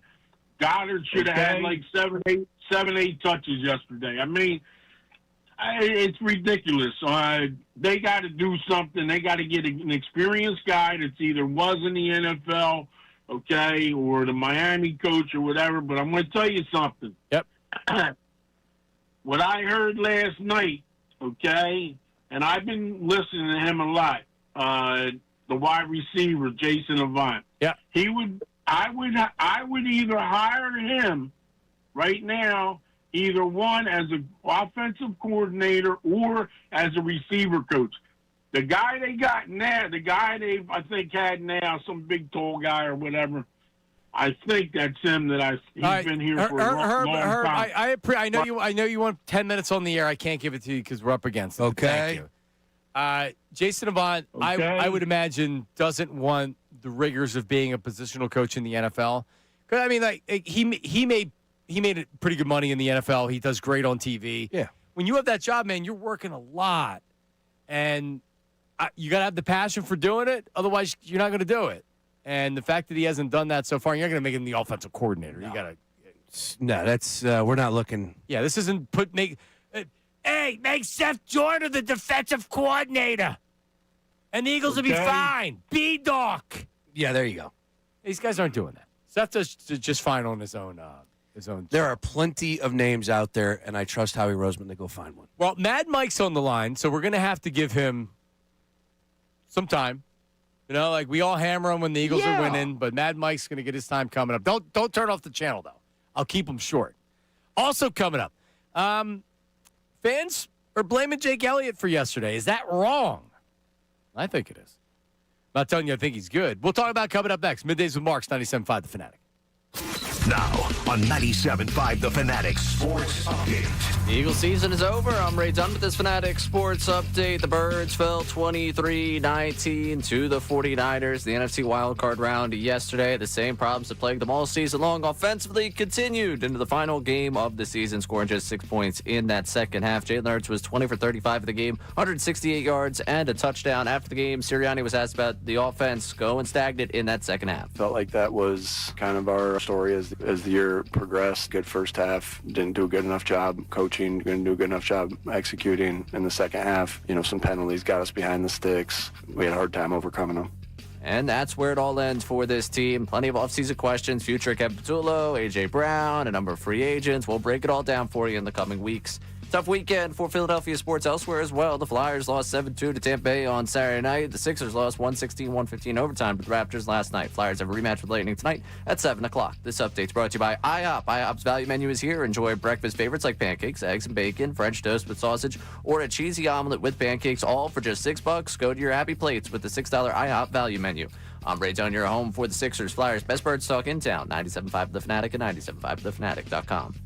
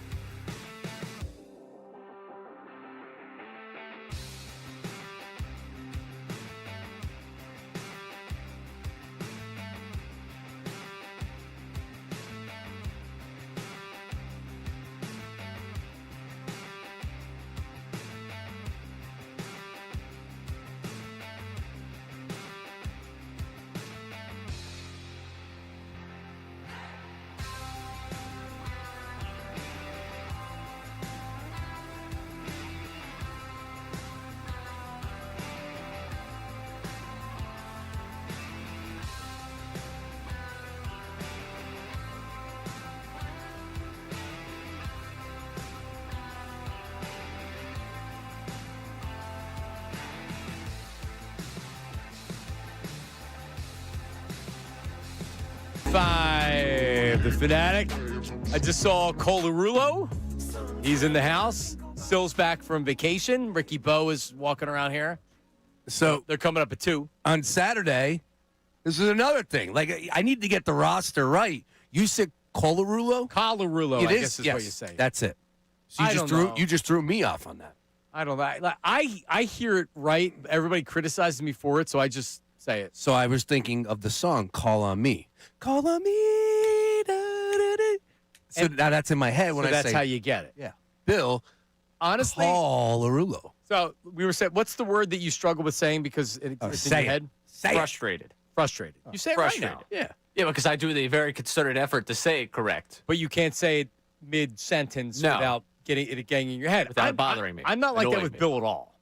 Like Bill had said to me before, it sounds like that I'm mentally struggling with it. I'm really not. I'm just, my brain is that dead to where I don't make the adjustment of saying Colarulo. Colarulo? Sirianni. Oh, it's going to be interesting to hear what he's got to say today. He's a weasel lawyer. We know what he's Fine line. What does that mean? He's going to play both sides, or No, he's going to blame. He's going to dance. He's going to dance. He's going to, while saying that it's Nick Sirianni's fault, he's going to blame Kevin Petullo. While saying it's Jalen Hurts' fault, he's going to blame Kevin Petullo. While saying it's Nick Sirianni's fault, he's going to blame Jalen Hurts. Right. Bill's a dancer. He's very good at this. What he used to do is when he would get attacked and really get just hammered, he would hit you with a, "You're not wrong," and then proceed to try and tell you why you were wrong. Right. But really, what he's trying to do is disarm you in that moment and then hit you over the head. You have to realize that he's going to try and do that to you. He's also acknowledging that you're right, but I'm going to argue the other side of it anyway. Which is true definition of a lawyer. Right. I know what he's doing. Oh, yeah. But he's not getting off his point. I would have given up and just said, fine, you're right. Shut up. Nick Sirianni's a fraternity brother. Shut up. I don't want to hear it anymore. I worked with 2 lawyers for a year there. No, I know. And with Mike, it's harder to get off the hook because he cross-examines you. Yeah, right. No, they were each. It was a good heavyweight battle there. And I'm not going to tell you with Ricky Bo, but with Ricky Bo's not. He's not trying to challenge Bill on every, like Mike and Bill probably, and you, for crying out, you guys are challenging each other the entire show. Right. It was a very stubborn show. Sean and I are talking about the monkey with the symbol. Yeah, no, there's none of that over here. None of that at all. I never got that from Ray. Ray is he's an opinionated. Ray, no. Ray's SAT scores over 15. Oh, gotcha. Yeah. So he's highly intelligent. Yeah. I just want to hear your reasoning. Much more intelligent than me. Yeah, me too. I'm just all about the reasoning. When you say something, I want the.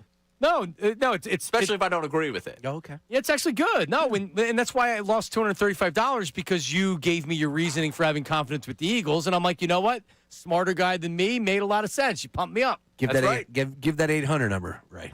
Sports wagering number. Whoa. When we did the whole confidence thing on Friday about double digit or loss, I was more likely a loss. Yeah, I'll give you that. What did I say? I said loss too, right? Yeah. I definitely said Super Bowl, so it's on me. I'll wear that one. No, it's all right. I 100% didn't pick the Eagles to lose the game. I said 20-11. I thought the offense was going to look what the offense looked like, and it did. Nobody picked the Eagles to lose a game. Nobody did. With that being said, I was not high confidence that this team was. I don't think anybody really was. We just say that as fans because that's what you do. Right? That's what you do. Yeah, you do that. However, I was curious, and maybe this is for later in the week, so show sheet bank it, but we'll do. The Bears, where were you at? If they played the Bears. Easy win. They're not. I was doing it over the weekend. This team's not losing to the Bears two times this year. You kidding me? Run faster. I was out. My buddy Dr. Rob turned 50 on Saturday night. Nice. And Kenny from the Dirty 30 is mutual friends with Rob. I grew up with Rob. I know Rob 45 years, but Kenny's friends with him. So I'm doing Kenny's going to the game the next day, and I'm giving you two high noons like. This team's not losing to the Bears. They lost earlier this year, and it was a fluke. This defense, you think they're losing to Caleb Williams? They don't have experience in the playoffs like this Eagles team. So for a little bit on Saturday night, I was talking, they're going down. Believing. Love it. Oh, by the way, I ran into a former coworker of yours, since you're going back in time here. What was the cheesesteak spot way back in the day? Steak and Hoagie Factory? Max? Oh, Max, he went to high school with my buddy Gabe. Yes. He is down at Stateside. Good dude. Fun guy. We're talking. Yeah, he's a bartender, I guess. Yeah, there you go. Yeah. Max Rose. Max Rose. Shout out, Max. What's up, Max? Nice. There you go. All right, Ray, do you blame Jake Elliott for yesterday? No. Because if he makes the extra point, it's not a 4-point game, it's a 3-point game. Right. That's That the game theory behind it. Plays out, I would imagine. Like, to just say that, oh, yeah, for sure you're going to be 23-20. They're going to make decisions differently the entire game based on the fact that point's on the board for the Eagles. By the way, he's not the one making the play calls. He's not the one missing the throws. He's not the one dropping the passes. You could need a new kicker, and it also could not be his fault. Right. He did kill the vibe when you go score that touchdown. It's like, all right, we're going to tie this thing up. You look up, and it's like, oh, of course. I couldn't even get off a tweet about how excited I was about the fact that they tied that game up before he ruined my entire mood. I was like, all right, yeah. I mean, I never thought for a second that you're down 3. Well, they also missed an extra point too, so it evened out. I don't have time for that. But I think, and I don't know the cap implications of it, but there's got to be real conversations about, is it time to move on? He was not good this year. Nope. And in today's NFL, where if you're not hitting 60-yard field goals fairly routinely, then you don't have the right kicker. And he struggled from 50+ this year. Drafted in 2017. That was a long time ago. He's had a great career. He will go down in history as one of, if not the best kicker in franchise history. I believe it's time to move on to as well. And I believe the Eagles will not move on, and he will be back next year. Probably right. But let me just follow up by saying, with all love and respect, Might be the right move. To John and Andrew, they were both saying that he was on their top 5 reasons that the Eagles lost yesterday over Jalen. Like, I can't put Jake Elliott in that one extra point that he missed in front of Jalen Hurts. I can't do it. Could you hear? Jake hit 2 other field goals. Right. If he missed a field goal, absolutely. I'm with you. But he converted the 2 opportunities that he had on a field goal. I get doing the math. You're right. It does change things, of course, your approach. Jalen played poor yesterday. That didn't happen in the fourth quarter where now you're up by 4. Now you're down by 4 instead of 3. It happened 5 minutes into the game, 7 minutes into the game. All right, just to jump on the other side, just to think this through. Just because I'm not necessarily on their side with this one. I'm actually not on their side. When they, where'd they get the football? When they ended up going for it? They weren't in range. Never mind. Forget it. Dumb thought. Yeah, and look, I'm in the car catching their last hour, so I'm hearing them, so that's why I'm referencing them. And the same thing with Bill and Rick. You probably reference us as well. But I just was like, wait a minute, if you're telling me I got to give you top 5 reasons why the Eagles lost, Jalen is 100% on that list. 100%. When your quarterback doesn't make plays, then, I mean, if you want to say I'm putting 90% on Patullo and Sirianni, and then I'm fine with that. Yes. Jalen's got to get a piece of it. Plenty of blame pie to go around. Real quick, when you say he's going to be the kicker next year, will there be competition in camp? I mean, are they drafting somebody or going out and signing somebody? They'll bring in competition. Okay. And it might be competition that they're saying this might be an upgrade. Well, if there's competition, it's more than what we got this year. Not for nothing, the Eagles are very loyal to guys that have been there and have been a part of their success. That play well. And kickers are like closers. 1 year they lose it. The kicking game's changed, though. He's like a half of a generation earlier when he came in. It's almost 10 years ago. Well, and then you look at the guy from Jacksonville, and I don't know his whole history, but he hit an 80-yard He's the one with the booming leg, but he missed a clutch field goal yesterday. Right. All right, I want to get Matt and Mike, hang on. I promise I'll get you covered up next. Also, we'll get as many phone calls as possible. The YouTube chat recap is also coming up next. It's Middays with Marks, 97.5 The Fanatic. The Fanatic's Andrew DeChet.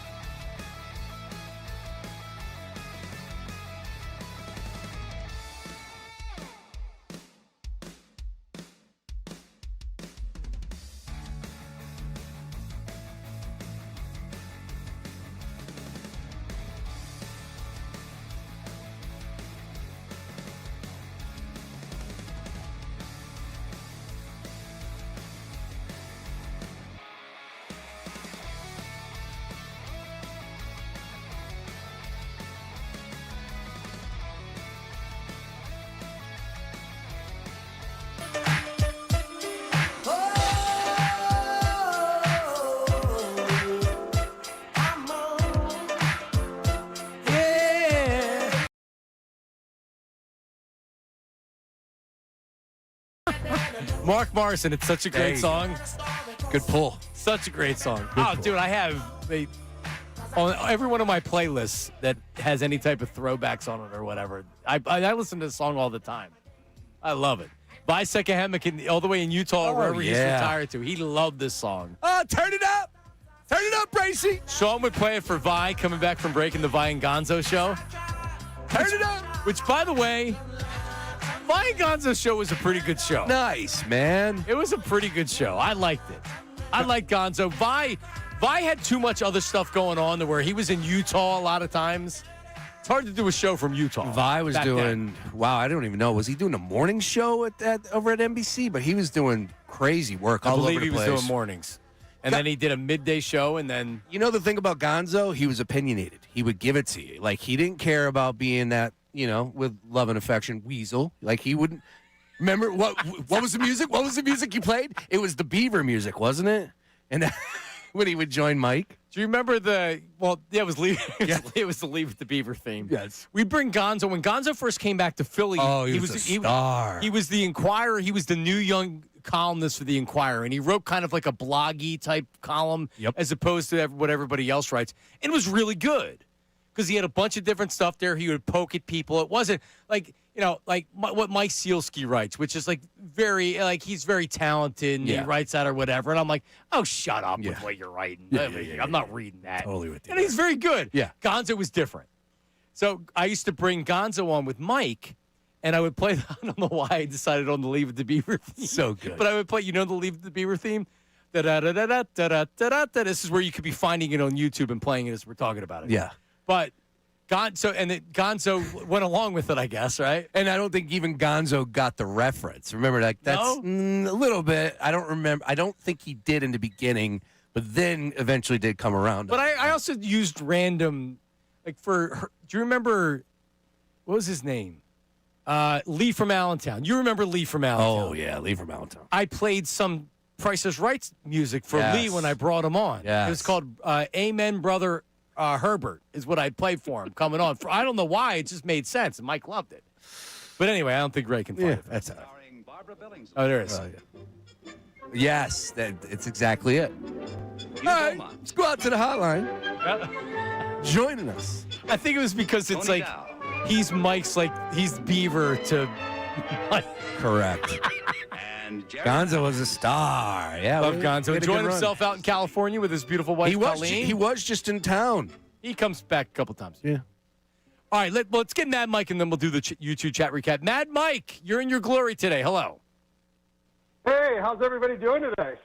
I'm on a scale of 0 to 10, I'm a 5 as far as being angry. Here's my thing, and I'm kind of glad to hear it. St. Jalen has avoided criticism at all turns, and everybody in the city is like, it's Kevin Patullo's fault. How about the franchise quarterback that everybody keeps telling me is top 5, and everybody just keeps kissing his rear end? We all admit that this is a flawed quarterback. He's given a #1 defense, the best offensive line for 10 years straight, the top receivers, the best running back, and the best this guy can do is barely throw for decent yardage ever, and can't go over the middle. But he's a top 5 quarterback. Get out of here. Can I change my list? I need to re-rank everything, Mike, after the season. Does not make my top 5 anymore. No, he is like a top 25 quarterback, number 25. This guy stinks. He stinks out loud. And this city he's so stoic. No, he's a dork. He's a pretend fake phony fraud. He's a Super Bowl champion MVP dork, though, Matt. Yeah, Mike. because everybody else. He played great. Carried him over the line. He played great, and he played bad yesterday. Saquon Barkley is bad this year because they ran him into the ground because St. Jalen can't throw a football. Didn't look great yesterday, that's for sure. No, but he also wasn't horrible yesterday, Mike. And you know what? Mr. Magoo, our head coach, Nick Sirianni, who doesn't do anything, you can't tell me what he does. And if you say he's a leader of men, then you're basically just buying into the nonsense. He plays with crayons and video games in his office, and then the coordinators tell him what's up. Well, Mike, the reality is he wins, and whether or not you can figure out what exactly that he does that makes them win, he wins. They didn't win yesterday. You don't win every season. You don't win every game. Period. The success the Eagles have had with him being the head coach has been unprecedented. Yep, and it's across the league in general as a whole. All right, the 1 o'clock hour brought to you by Morgenstern Hair Restorations. Great teams stick together. So does great hair. Morgenstern Hair Restoration championship results. Visit morgensternhair.com or call 610-831-HAIR. YouTube chat recap. It's time for the YouTube chat recap. How about filling us in? Let me tell you something else, man. Watch us live on YouTube every single weekday. I can't lie. Let me tell you something. It's the Middays with Marks YouTube chat recap. Hit me. Hypothetical question here. If Nick is fired, what is he ranked among the available head coaches? Phil from New Jersey. Yeah, I've been. God, I don't even know why I asked James Palmer if there would be interest in Nick Sirianni. This is a long time ago, and he's like, "Oh yeah, sure, there'd be lots of teams interested." We talked about it over the weekend. I don't know who's hiring Nick Sirianni. The Cardinals. Oh, man. Someone's hiring. I don't think they would go back to the Philadelphia Eagle well. But even like a team like a bad organization, they're not, like he's not coming in and fixing an organization. I mean, John Harbaugh can go in somewhere and he can set the culture. I'm not telling you that Nick Sirianni can't like he isn't a culture guy, but can he set it for a bad organization? He came to the Eagles that are already considered an elite franchise. Yeah, and you got to think about the new names that are popping up, like Brian Flores, who's proven his worth, right, as a defense coordinator. There's plenty of great talent that's out there for head coaching vacancies. I think Nick Sirianni falls to the bottom of the list, to be honest with you. But, I mean, I'm not telling you couldn't get a job. Sure. I'm just, like, there's a lot of names I think that you would find ahead of Nick Sirianni right now. You agree, Ray? Right now, this weekend, with all the guys available that are available. And I wouldn't take McDonald over. McDaniel, you mean, from Miami? Mike McDaniel over Nick Sirianni. Probably not. No, just because I like what happened. The problem with Miami was the culture down there. What the hell? Look, Vic Fangio leaves after 1 year. All his players are talking trash on him. He comes up here and wins the Super Bowl. Loser. All right, what's next? Gentlemen, you are ignoring the elephant in the room. Hurts, he is good sometimes, bad sometimes. The definition of mediocre. If you catch him on a good day, fine, but there are too many bad days. But the owner loves him, so that's that. Too much talent to waste on mediocrity. Phil from Florida. Yeah, I mean, saying that the owner loves him and that's that. The owner also has eyes, too, and he's a Super Bowl MVP. So you think the owner likes what he saw from this team this year? You think the owner likes what he saw from Jalen Hurts this year? You think the owner previously has liked the way that Jalen Hurts perhaps behaved like the 2023 season? I can tell you he did not. So I didn't think we avoided that, to be honest with you, either. I think that might have been before when we gotcha. dug into it. Yeah, understood. I don't know. All right, give me more. I'm all for trading A.J. Brown, but who will be the big body receiver to replace him? Matt from Kansas. A free agent or Cooper. Trade. Draft capital. Remember how they got AJ to begin with, and that's not an answer that needs to be happening right now. I would love to draft your next wide receiver. You know? But yeah, they need to replace him for sure. Yeah. Agreed. All right, what's next? Bill C is ready to give Nick Sirianni the benefit of the doubt coming up at 2:00. Rick from the YouTube chat. I'm looking at him right now. Yep. He's already got his new yellow lawyer pad. How about that? I'm the smartest coach in the world. He pulled that out yesterday at the press box. There's a fine line between being a lawyer and then having the legal pad. I feel like you have to retire the legal pad. Oh, I called it a lawyer pad. Yeah, legal pad. I know. See, that's the type of stuff you're getting in this brain. Yeah, like look at me. I'm a notebook guy. I got the spiral bound, Ray. And that's in my notes. I'm a Gmail draft guy. I don't even send it to me. I don't like using the computer. I want it in front of me, but I have notes on my phone too. I see the copious notes. I used to print them out. I'd print them out, pull out the sheets in my hand. Yeah, old school. I prefer sheets in my hand. Any more, Ray? You guys love when Ben Johnson does the meathead stuff, but hate it when Sirianni does it? If Bayless from the YouTube chat. No, I don't like when he does it. I'm telling you, it's effective.